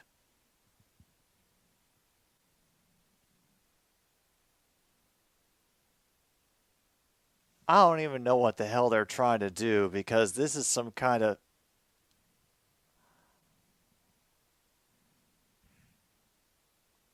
Okay, this is just weird. We're going the whole Wizard of Oz thing. Yeah, sure. No place like home. All right.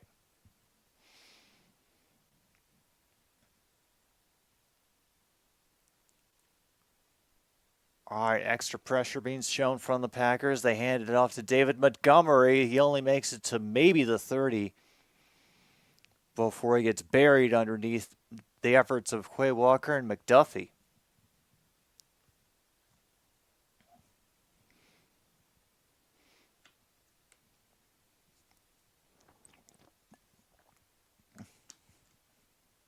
Like I said, Corn Man. Like I said, okay, 2nd and 7 coming up now.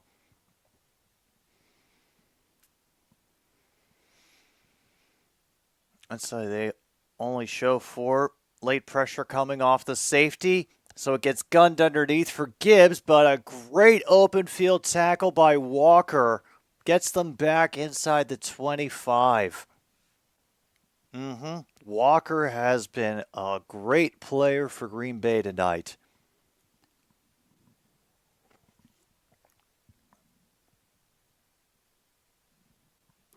Oh, cool.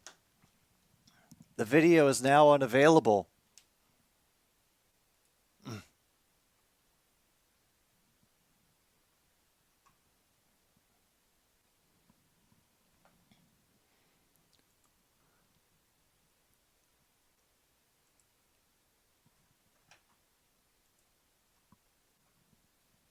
Oh, yeah, this is cruel, kind of funny, and plus also...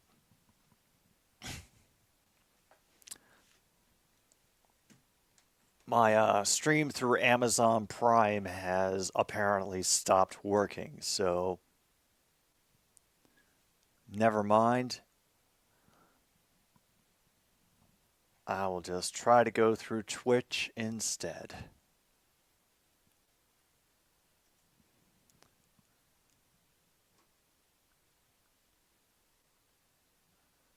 And I assume it'll be right there on the front page since they're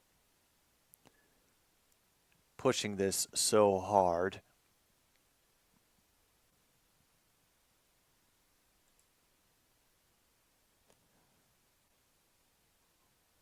And then the next thing we do, hide the chat so that we can enjoy this without looking at the worst of humanity. That's the thing, though. I've still got great download speed. I'm just having to wait. Okay, there we go. We got a commercial now.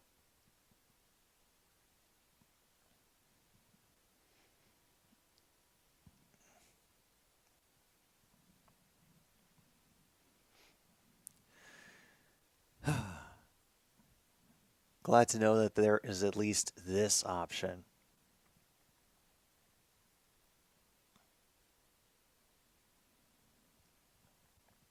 Yeah, honestly, I already have to deal with too many streaming services. I'm not going to go looking for a YouTube live stream. Try to do it the legit way through Amazon Prime, so I'll work my way through twitch.tv until I have to go sailing the seven seas.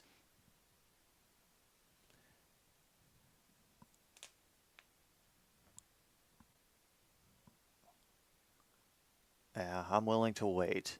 I'm willing to wait.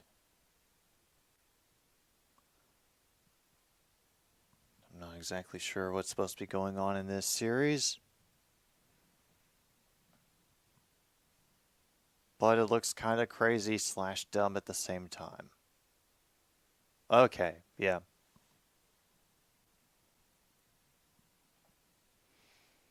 Somebody else wants to make X-Men without the X-Men.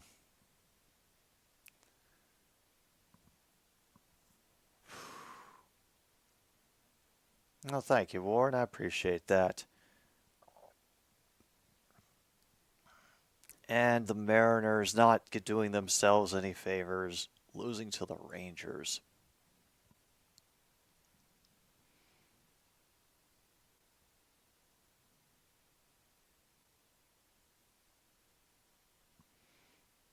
And now there's the tape going on Branch's ankle. He's back out on the field. Okay, Love and company at the 30-yard line. Very late backwards pass, but it goes out of bounds before Anzalone can come in and get it. Rolling on the field is a backwards pass, second down. Oh.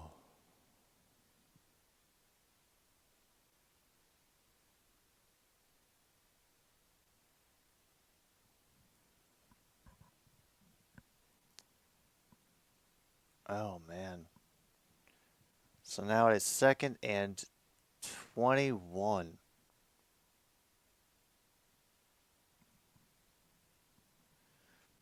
Love out of the gun again. He has pressure in his face. It causes him to overthrow Jaden Reed. Now 3rd and 21.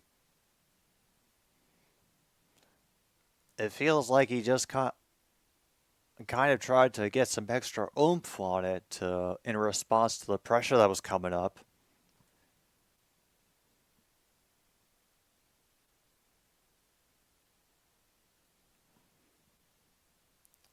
And now MKI. Oh, the Blue Jays. Their magic number is 1. Let the chaos continue. Yeah. Why don't they run the ball? It does get hauled in. The catch is good. Are they going to seriously go for it on 4th down in about 6? Oh, man. your kind of show? Well, hopefully enjoy the rest of your time here, either V or 6, whichever you prefer. Oh, they're not going to go for it this time. They'll punt it away on 4th and 6.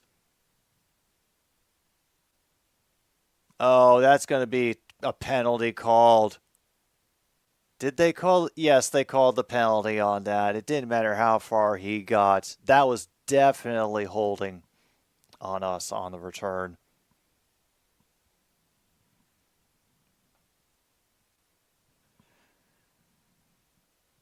Oh, God. Al Michaels is drunk. He's talking about the referee's biceps. Oh, boy. Okay, it's about to turn into that kind of night for the commentary, folks.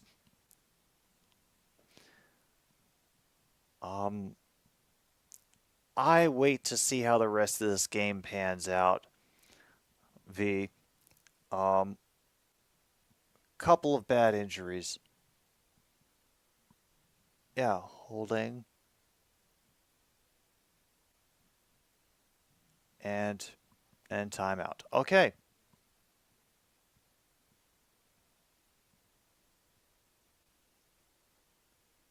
Yeah, let's go to a breakout, Michaels. I swear, please do not let Al Michaels ask Kirk Hebstreet if he's ever been in a Turkish prison. That would absolutely end me. If that happens, we all win bingo for the rest of the weekend.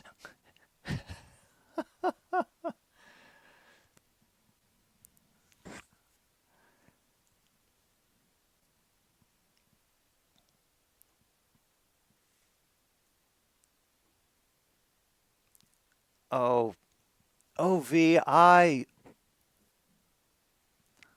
assumed that at a certain point, yeah, Al Michaels just, has a bottle of scotch at the ready. He tries to give the game a chance, but once it gets into ridiculousness, he just has several slow sips throughout the night. He doesn't need as many now. He drinks the really good stuff.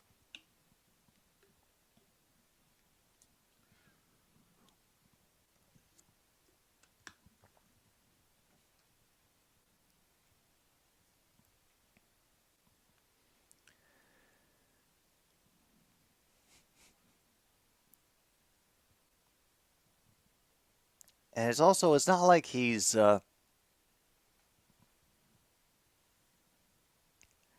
not like he seems like he's obviously impaired. It's just more often than not, it seems like he has run out of fucks to give. So it makes me question what exactly he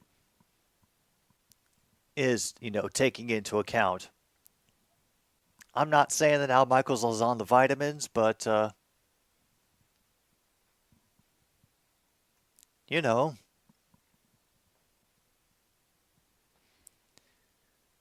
Oh, we're taking the over-under on Al Michaels' number of shots tonight. I'd say, if anything, he has gotten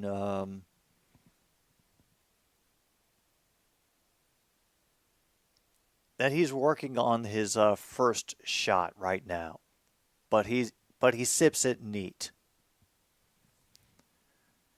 Depending on how his commentary goes for the rest of the game, we may need to up that total, but for right now, I think he's very early.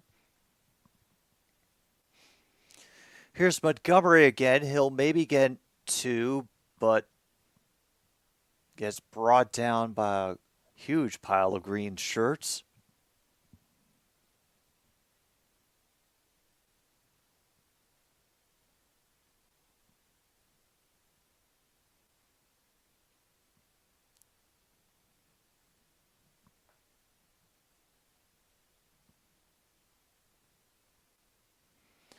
Okay, 2nd and 7. We get the tight ends hunkering down on the far side of the line. Then we have a couple of offensive linemen pulled to help Montgomery up the field, but he will be short of the first down. All right. 4 minutes to go in the third. We have another opportunity for a Green Bay stop. Exactly, True North. Like I said, a lot of time left. I'm not counting out the Packers yet.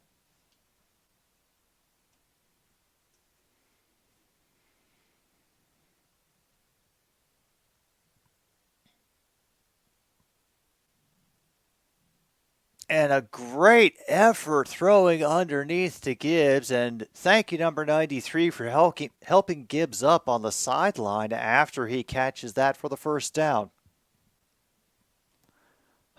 I gotta point out the sportsmanship when we see it, because more often than not, it's the bad sportsmanship that gets the headlines.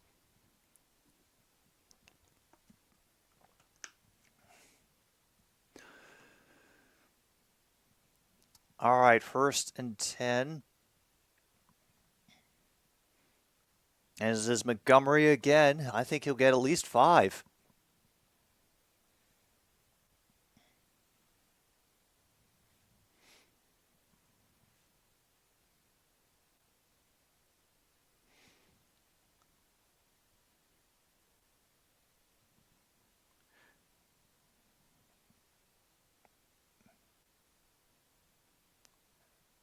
There's Ragnow at center. Goff down at the line. St. Brown in motion. Gibbs in the backfield. They will fake it to Gibbs. And has to take the sack. Karl Brooks gets the sack on Goff. Big loss. Man, those things are uncomfortable. And I don't want to get somebody reporting my stream for something awful.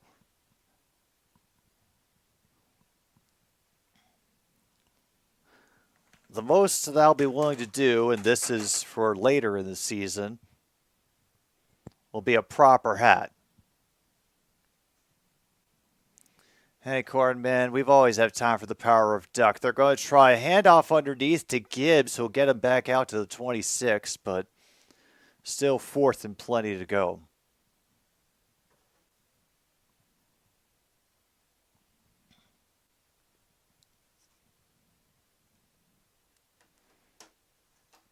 And the Mariners are still scoreless at the end of the 3rd inning.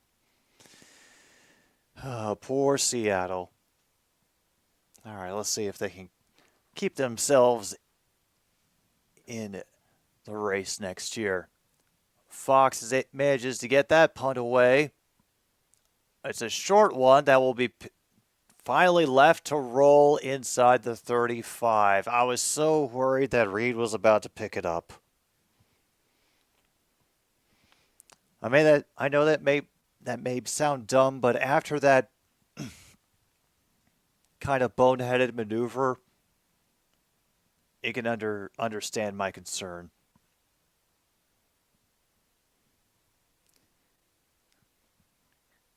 Yeah, True North. That is my question. Why did they wait until the second half to start running the ball?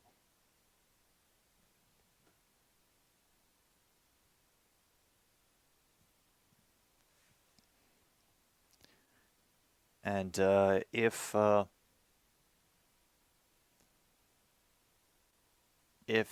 Lions win the division, I am not saying that they will, but if they do, I will break out one of my favorite pieces of Lions gear. It's a little bit cheesy, and I kind of look stupid in it, but it would be the only appropriate way to celebrate. So, as painful as that will be for a lot of my viewers to watch, because a lot of my viewers are Packers fans, well, at least you'll have that cool thing to look forward to. Well, Coburg, I'm doing well so far. I'm glad that we've been able to hold on to the lead for this long. Now I would just like our defense to make a stop now that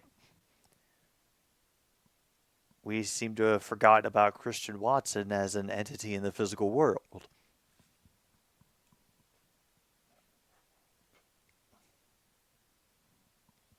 Anytime anybody cheers for the Lions, I will gladly take it.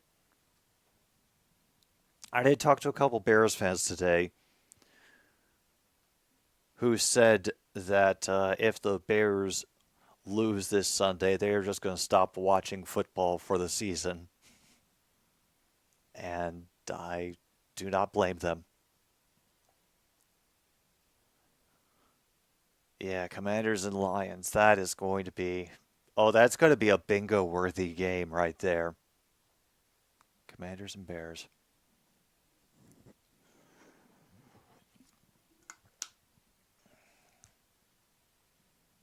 All right, so they have turned things around. They now have 101 yards.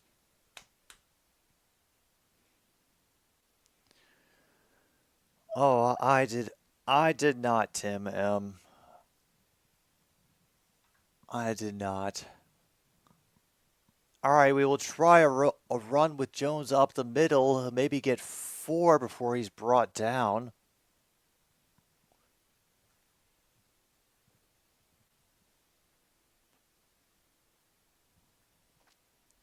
And who gets in on the tackle for that?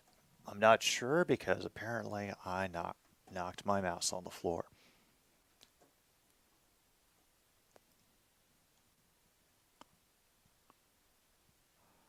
Oh, God. I think Al Michaels is up to his second shot. Meanwhile, we've got a first down for the Packers because he's talking about possum hunting under the moon.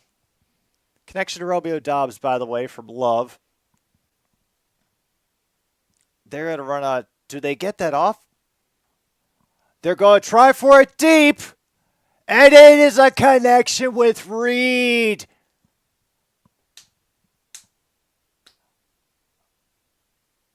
Wait a minute. Ruled a catch.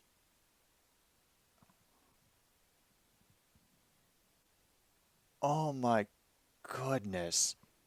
Well, this is going to be a good start for Green Bay in the fourth quarter. Like I said, folks, this game's not over yet. So,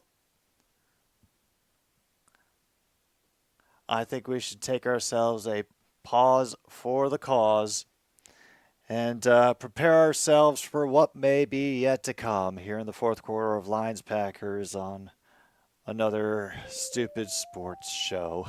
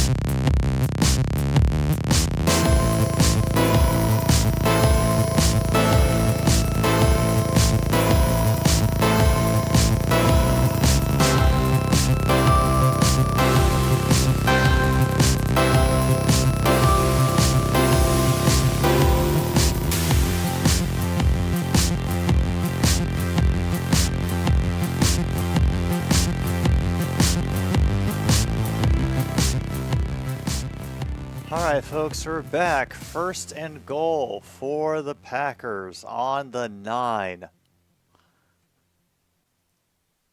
Love working out of the gun, looking in the corner. Was he inbounds for that? I'm not sure if he was.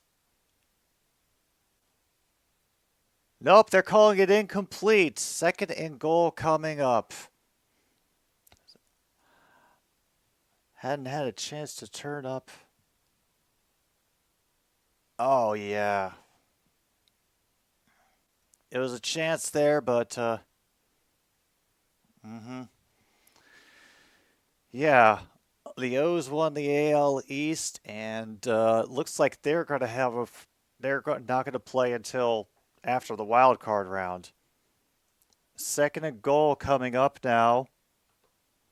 Now we have Jordan run gain and Jordan Love, easy run up the middle for a touchdown.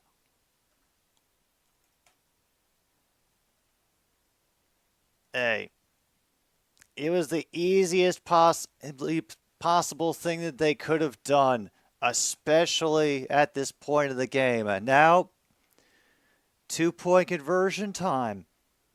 It's 27-17 now.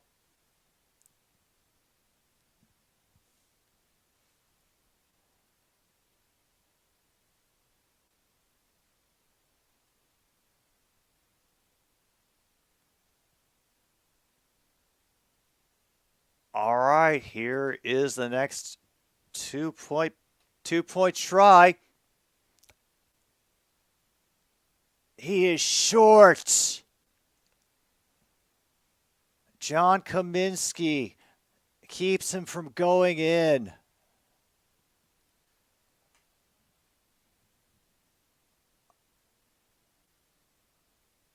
Oh no, his knee was down before he reached the ball.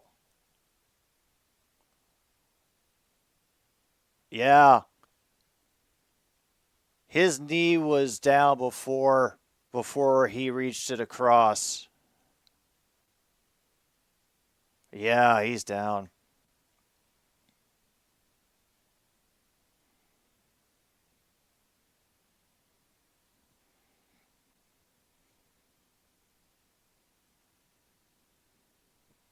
Oh, are we about to find out that they got that playoff?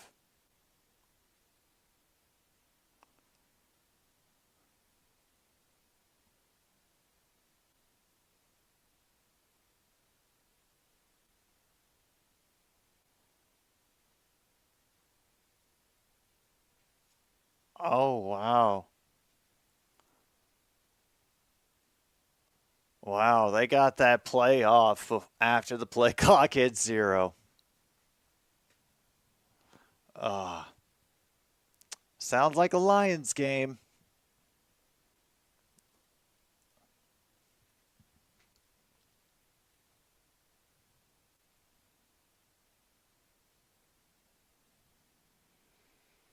Carlson gonna boot it again. Over the head, out the back of the end zone. Touchback once again. And here we go. Jared Goff.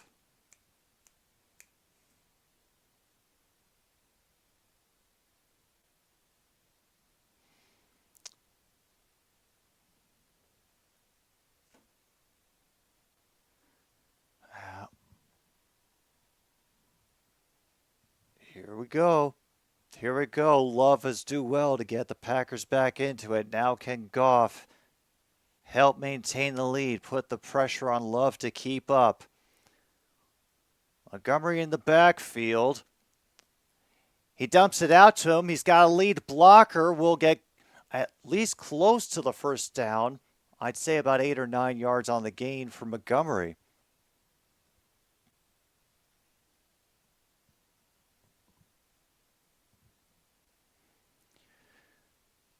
Yeah, officially a gain of 8 for him. 2nd and 2 now. All right, Gibbs is in now. Lining up to Goff's left. and a draw to Gibbs, I think he will have enough for the first down.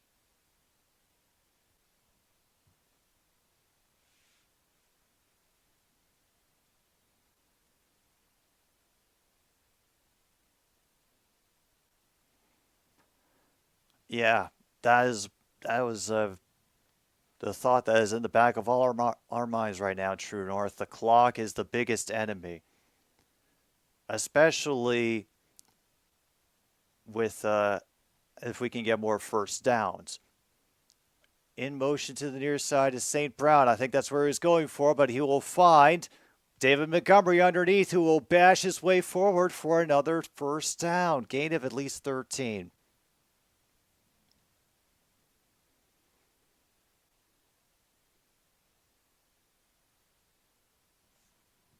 Oh my goodness. Mariners got on the board. Hooray.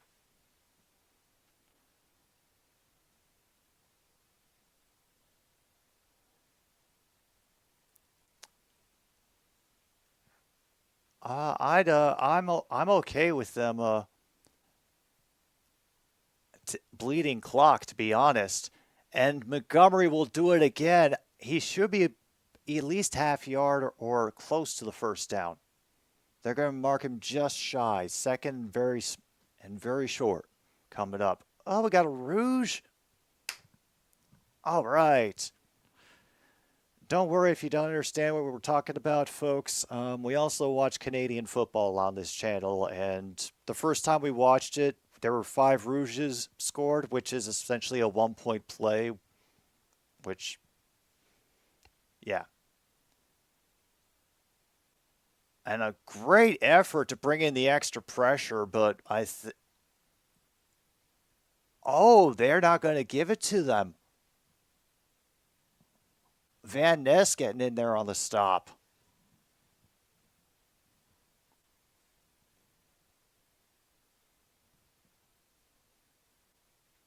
Now 3rd and 2. I didn't think he had been brought down that far behind the line of scrimmage. Okay.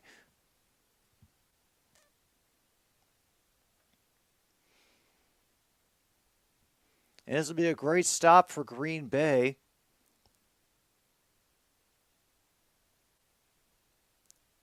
And Gibbs will get inside the 40. Behind Decker for another first down. Okay.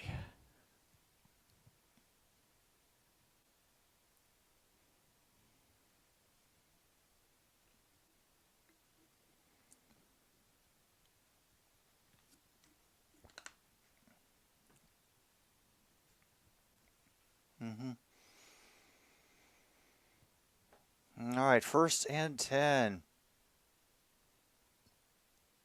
Oh, he's looking way down the field. Josh Reynolds. Rudy Ford get on the coverage, but now it's 1st and 10. At least down near the 20. Maybe inside. Oh, God, he's inside the 20 at around the 19. Oh, man. Came down inbounds, too.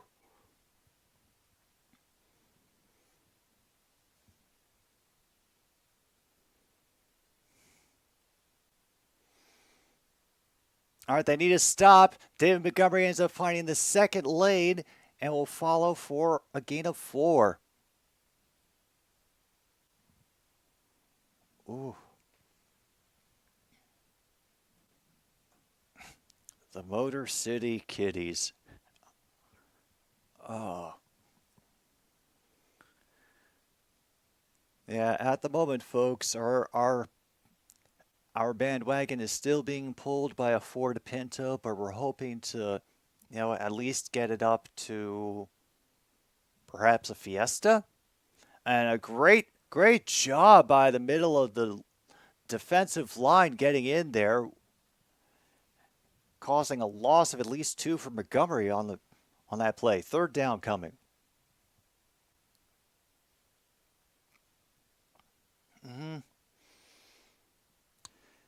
Yeah, that's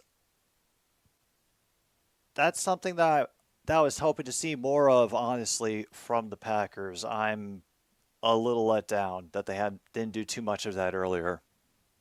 Then they wouldn't be having to play catch up.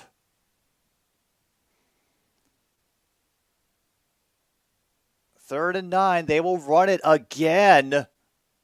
At least they will stop them 2 yards shy. Oh no, oh no. This seems like the time that he would go for it. Oh no. They're still on the field. They're going for it. I called it.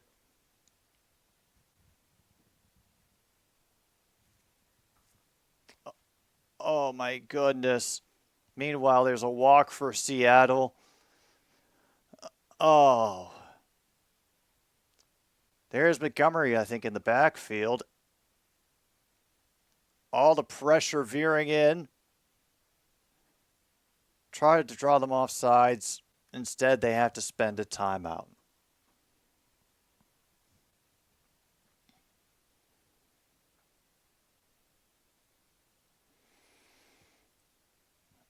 All right.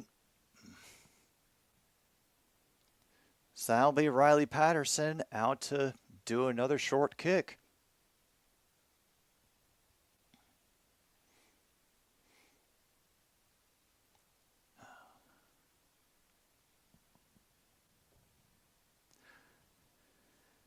All right, if the Packers have any sense, they will strike quickly with something deep, maybe to Dobbs or Watson. Angie has been remarkably chill. She's been curled up over here.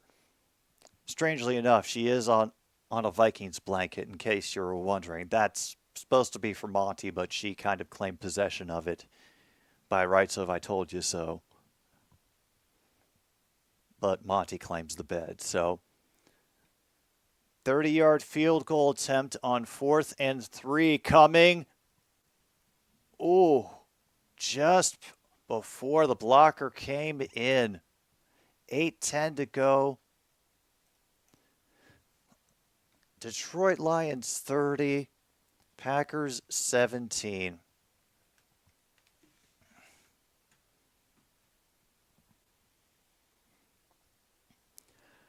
I'm not sure about this cat wanting to be a Vikings fan, but probably anything to antagonize me is also, good. Just so y'all, I'm not lying. Yes, there is a cat here.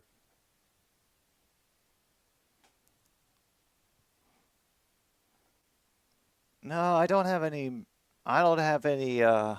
great desire to at the moment, Coburg. And also, I had a little bit of bitterness from my Washington fandom days of our defense getting ripped apart by some of the high-powered Minnesota receivers. Meanwhile, Rangers are still holding off the Mariners 2-1.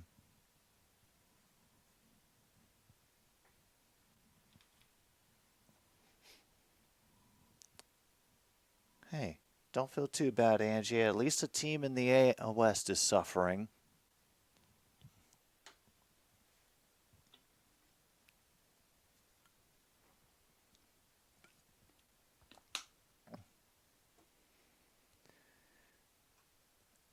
End of the 4th inning.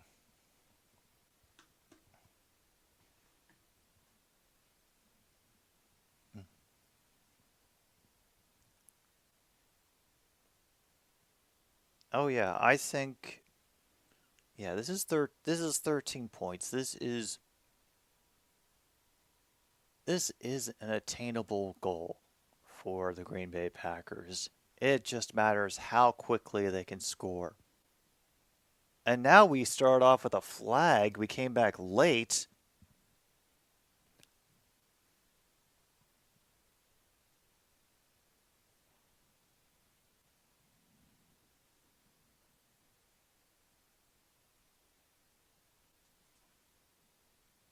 Holy crap. The field, they got an unsportsmanlike conduct on the field goal attempt, and now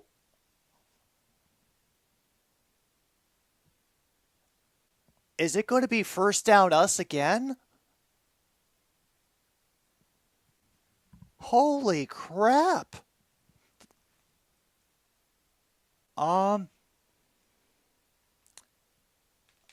Okay. Meanwhile, Rocky.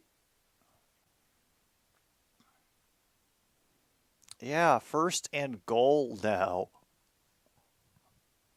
Holy crap. Goff out of the gun, extra pressure up the middle. It forces an extra bounce from Montgomery, and he will fall forward for maybe 3.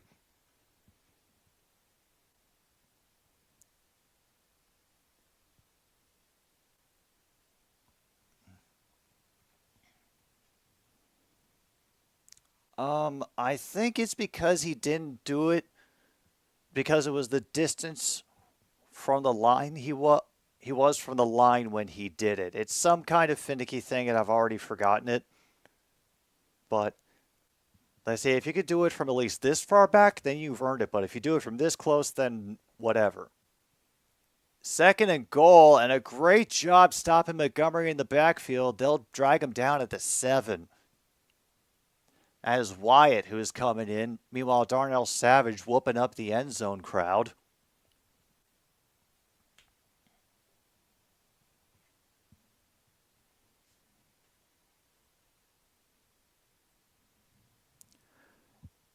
Yeah, this is what I was wondering about with the state of our offensive line.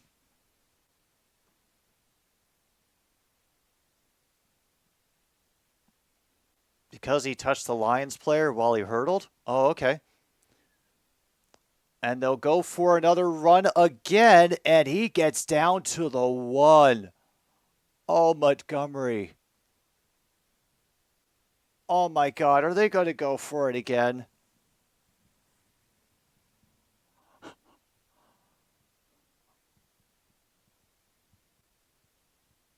Oh, my God. They're going for it. You're right. I need to get that back down because they took away the field goal. Sorry, I got caught up in once again. Dan Campbell's going for it. 4th and goal. And into the end zone is Montgomery.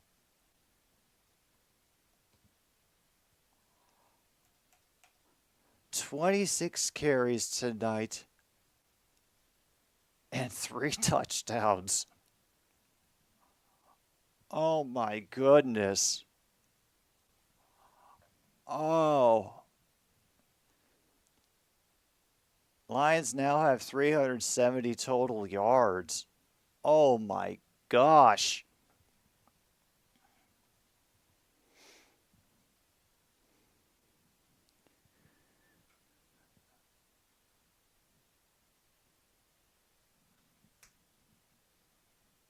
Officially now a 3-score game. They are ahead by 17 points because of Quay Walker. Every time it's Quay Walker. Why is it Quay Walker every time?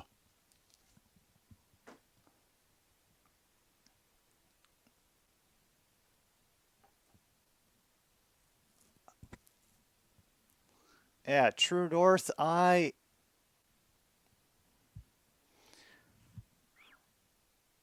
not going to talk more about it until I've had some time to digest what I've just seen, and I will give more coherent thoughts. But just be rest assured I have a bit more perspective not only about the Packers and how they've done this season, but where the Lions are at. Yeah. I am very much restraining myself, MKI. I've got the excitement, like, right down there in the belly, and the hat is still at the ready in case everything goes completely ass over tea kettle, which it very well could.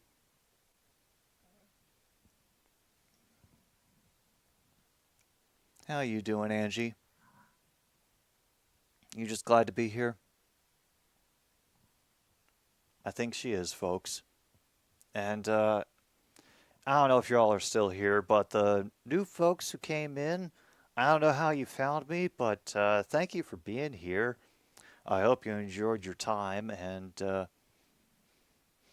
we're going to have more streams coming up this weekend. You might find something that catches your eye or something you might find confusing or hilariously painful to watch. So, you know, keep your eyes on things, especially this Sunday. Mm-hmm. Yeah, it's the same bet that we made last time. If the Packers win, I have to wear this hat on every stream until the end of next week's Thursday night football game. And if the Lions win, then he has to put the Lions skull back on his desk where Harold Jr. currently resides. All right, and there's LaFleur. We're talking to Walker on the sidelines, probably trying to help him keep his cool.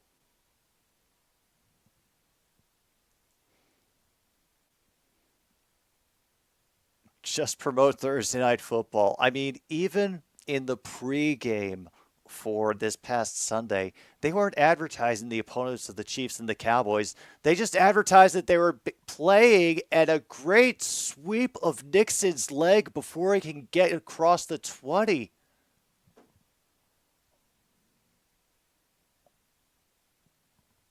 Don't jinx us yet, Michaels. I know you may be on your third shot, but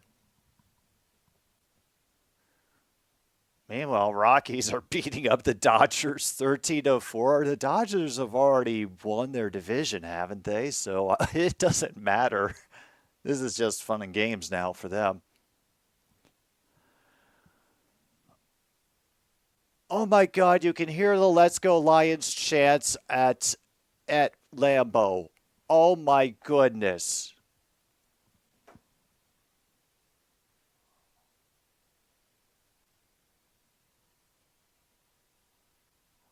He finds somebody right over the middle. That's oh, Romeo Dobbs gets them out to the 30.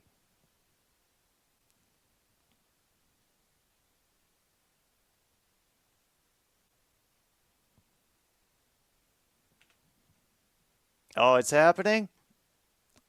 Oh, Love gets it around. He's going to work his magic now. And he does! And it gets thrown away, incomplete.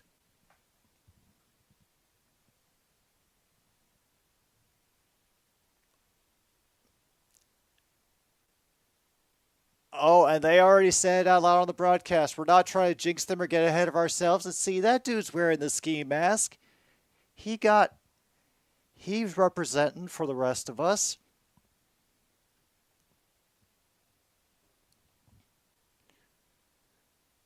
Will they have enough time, though? That's the thing.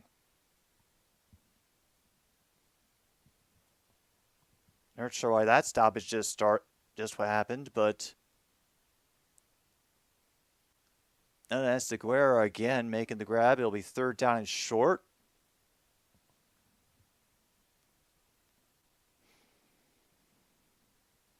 Yeah, sometimes that's the way it goes. That should be a first down. Oh, and there's Branch. He's back out of the field.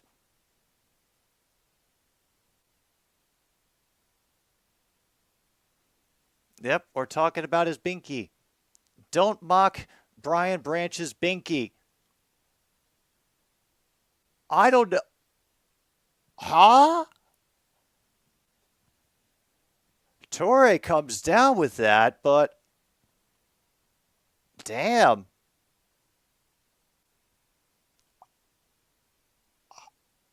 Oh, like crap. Give me another angle so I can see his control, because that's incredible.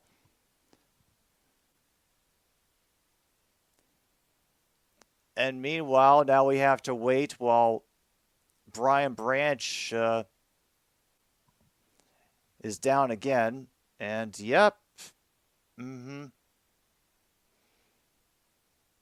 came back in, and yeah, Branch is hurt again. Thank goodness we have a lot of time off.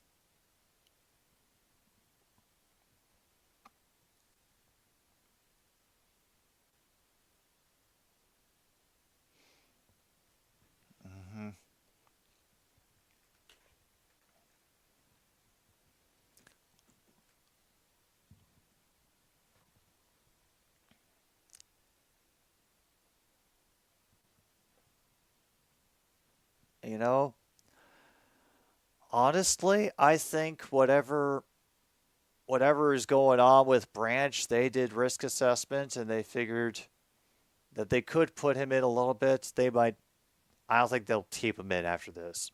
And like I said, we got a lot of time until our next game.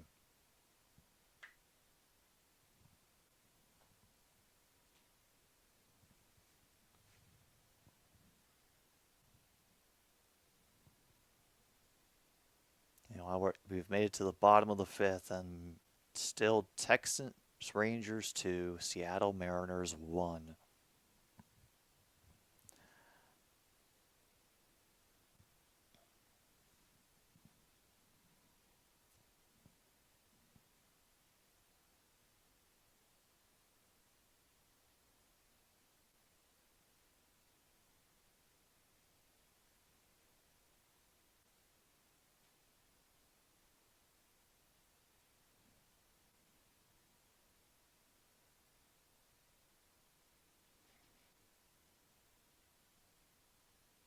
Yeah, I'm also not sure how many plays Brian Branch had actually run before he re-aggravated the injury.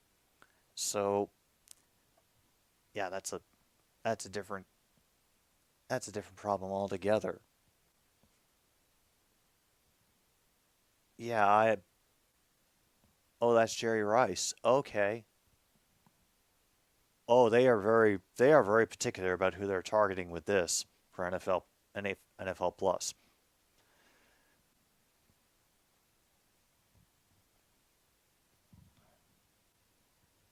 Now, there's the water.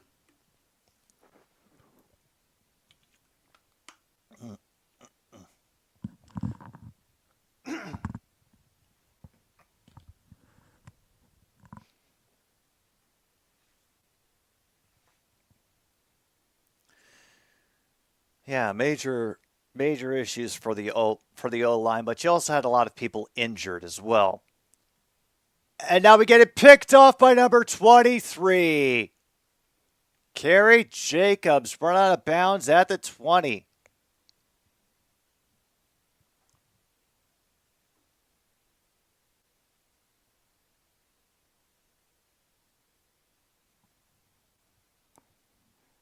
Whew.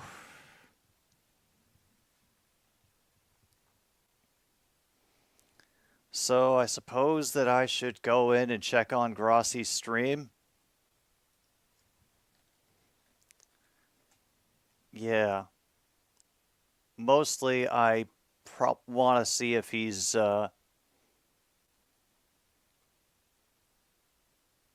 put up Lamy Larold yet. Well, not yet. He's holding on. Montgomery will get a stiff arm going and move forward for the first down. Holy crap. Montgomery's close to getting 100 yards. 2 interceptions for Jordan Love tonight. I need to go back and watch that interception again to find out exactly what happened. Because I am curious what took place to cause to cause that turnover. Gibbs in motion to the far side. Looks for him underneath. And apparently, yeah, that was an incomplete. I'm not sure of what song I will play for the Packers this week, but I promise it will not be cruel. We'll get the clock back to 3:55. They temporarily put it to 35:50, and they're like, too many. We're all professionals here.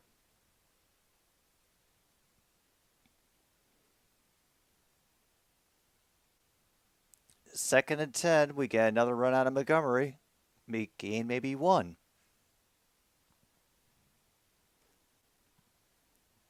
And that's the first time out for the Green Bay Packers. Stops the clock at 3:51.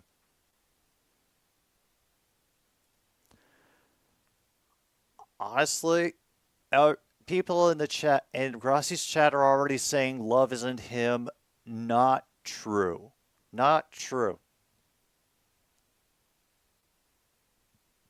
I think, this is also his first, playthrough season in all the time that he's been here. So, this kind of stuff is going to happen. I'm willing to give him at least until week 11 or 12.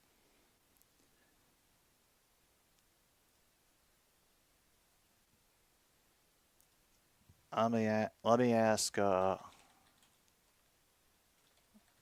is Larold around? Oh, Goff's going to take the sack that time, though.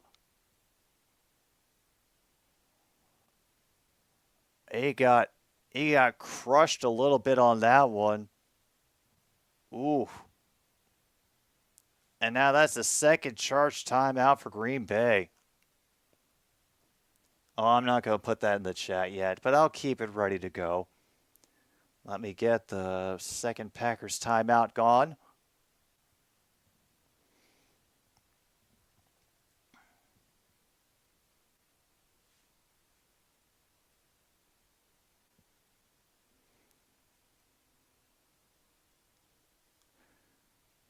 All right. A call came down from the script writers. Ooh. And they're thinking of everything now. It's 4th and 19 now for the Lions.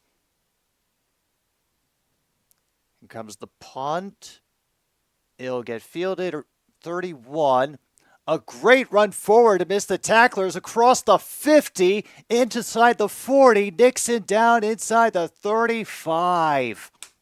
Fantastic. All right. It's a great run back.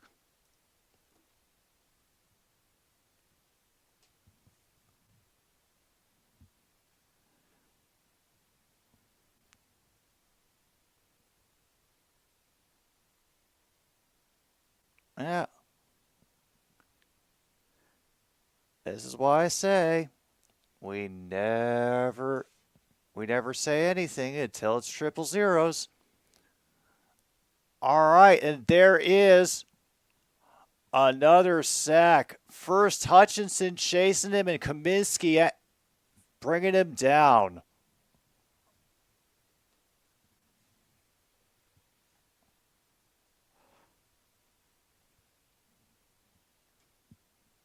Ooh. All right, we'll have a pass complete to Dobbs, gets shoved out of bounds around the 35. And once again, the Let's Go Lions chants are going. 3rd and 7 now.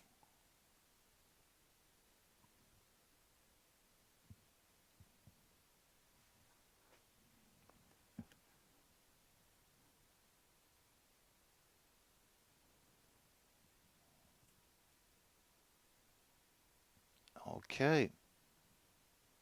They're down 7. Love has all the time, but the pass is a little short. Okay.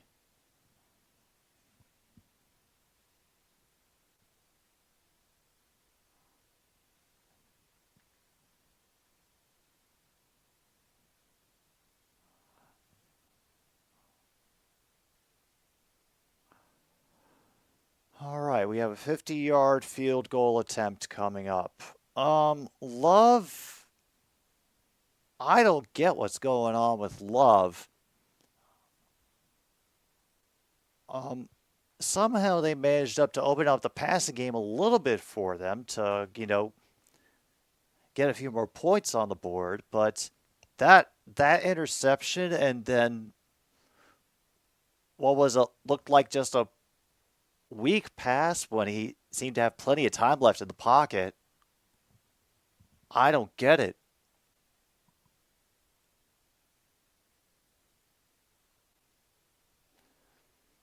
And now they're going on about the Detroit Lions' lack of postseason success.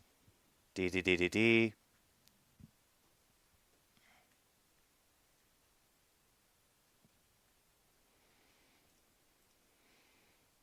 All right, two-score game again. 34-20. Oh, there's Sheila Ford Hamp.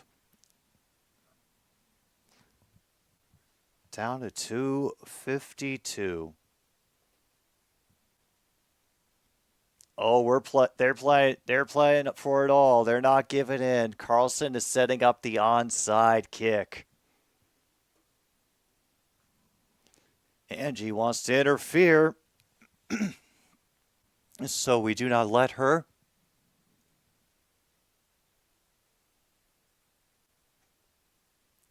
Out of bounds and the flags fly.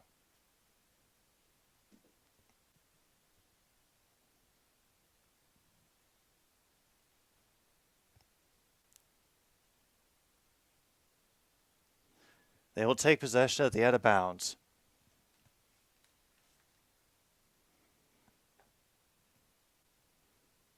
All right. Yes, they sound so enthusiastic when they mentioned Bears Commanders, and that's all they had to say about it.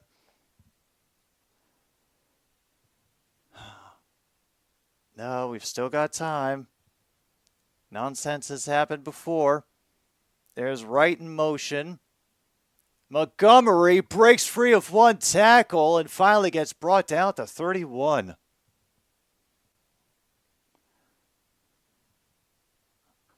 Yeah. It's been a while since y'all have had an early bye week, I think. So enjoy it, True North. Oof. And it was Quay Walker that he jumped through. Out of everything, yeah, that's an embarrassing way for the night to end. First that awful penalty, and then losing a Montgomery tackle at the end of the game. All right, 1st and 10. Just outside the 31. They're going to go for it again with Montgomery, but he will get wrapped up just near the line. Will fall forward for a gain of 4.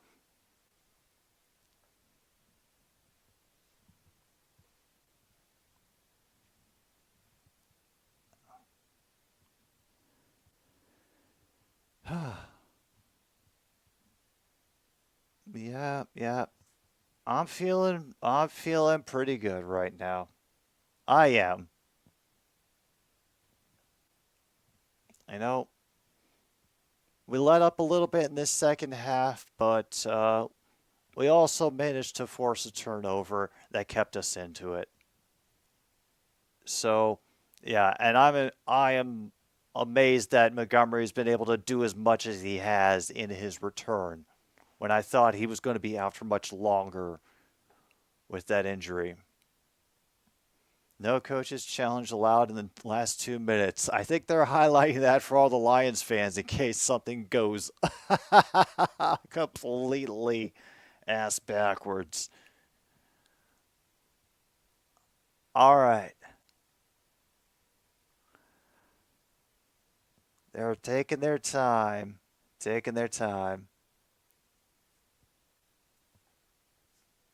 All right, progress.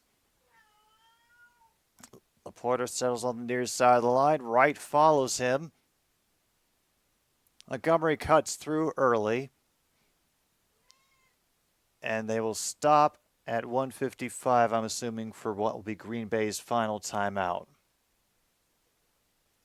Yep.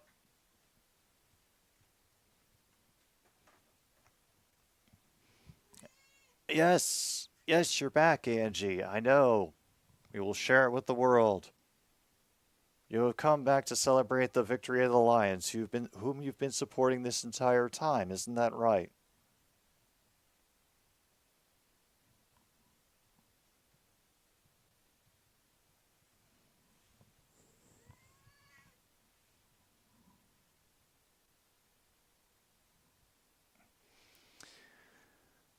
All right, they're going to load the line on 3rd and 5 because we'll challenge them again with Montgomery. He'll fall forward for maybe 2.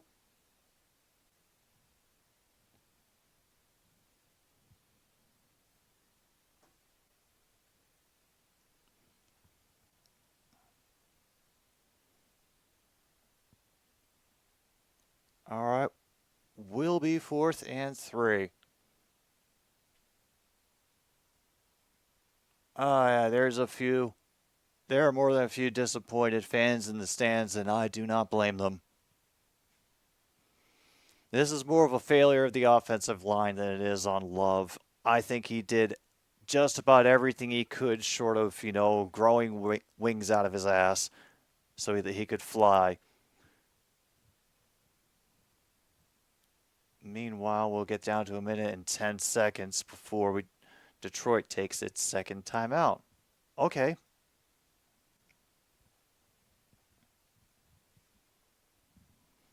TNF talk as if we haven't done enough tonight. Oh, Al Michaels does not give a solid fuck anymore about this game. This is wonderful.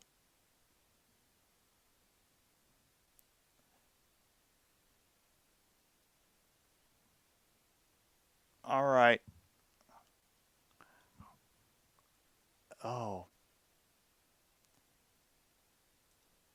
Yeah, let's time that comment out while I'm there. 4th and 3 now coming up. Goff in the gun. Extra pressure up the middle. And they find the dude underneath. St. Brown. 400 yards officially. And folks,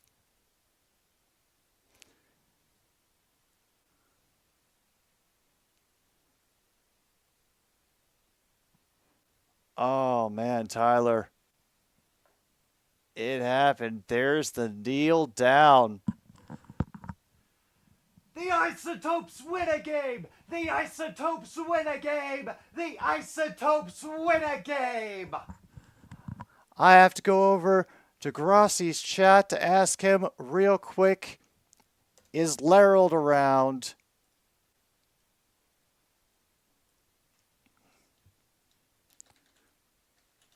Where is Lerald? Where's my boy? Oh, and we've got awful people in the chat as well over there. I'm glad that we here are much better about this. You know what, Ishii? Yeah.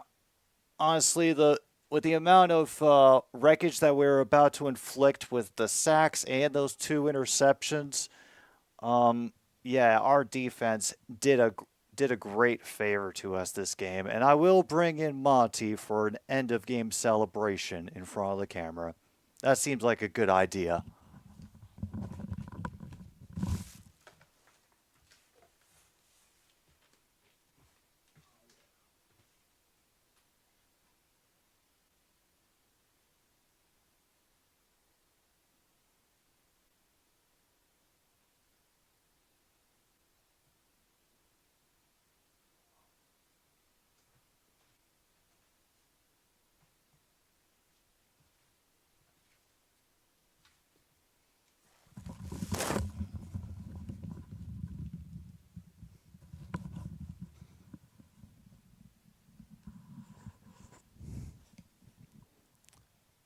Here he is, folks, in all of his sleepy time glory.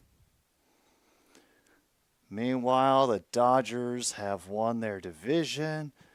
Foster thinks the Packers' offense looked like the Titans' offense. Ooh, that's a picture right there.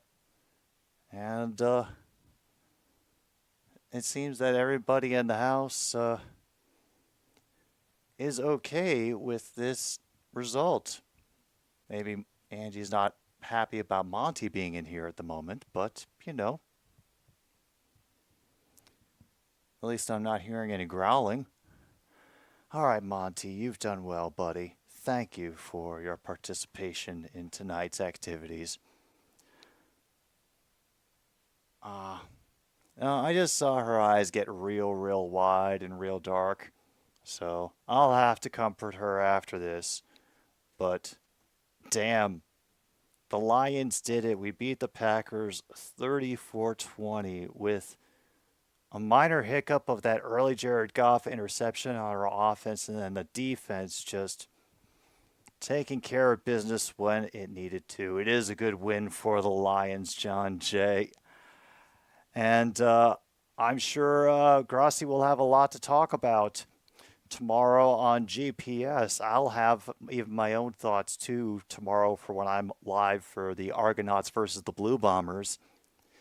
But all of you, everybody who showed up here, new, old, whatever, just dropping in to say congrats. Thank you for being here tonight for this episode of Another Stupid Sports Show.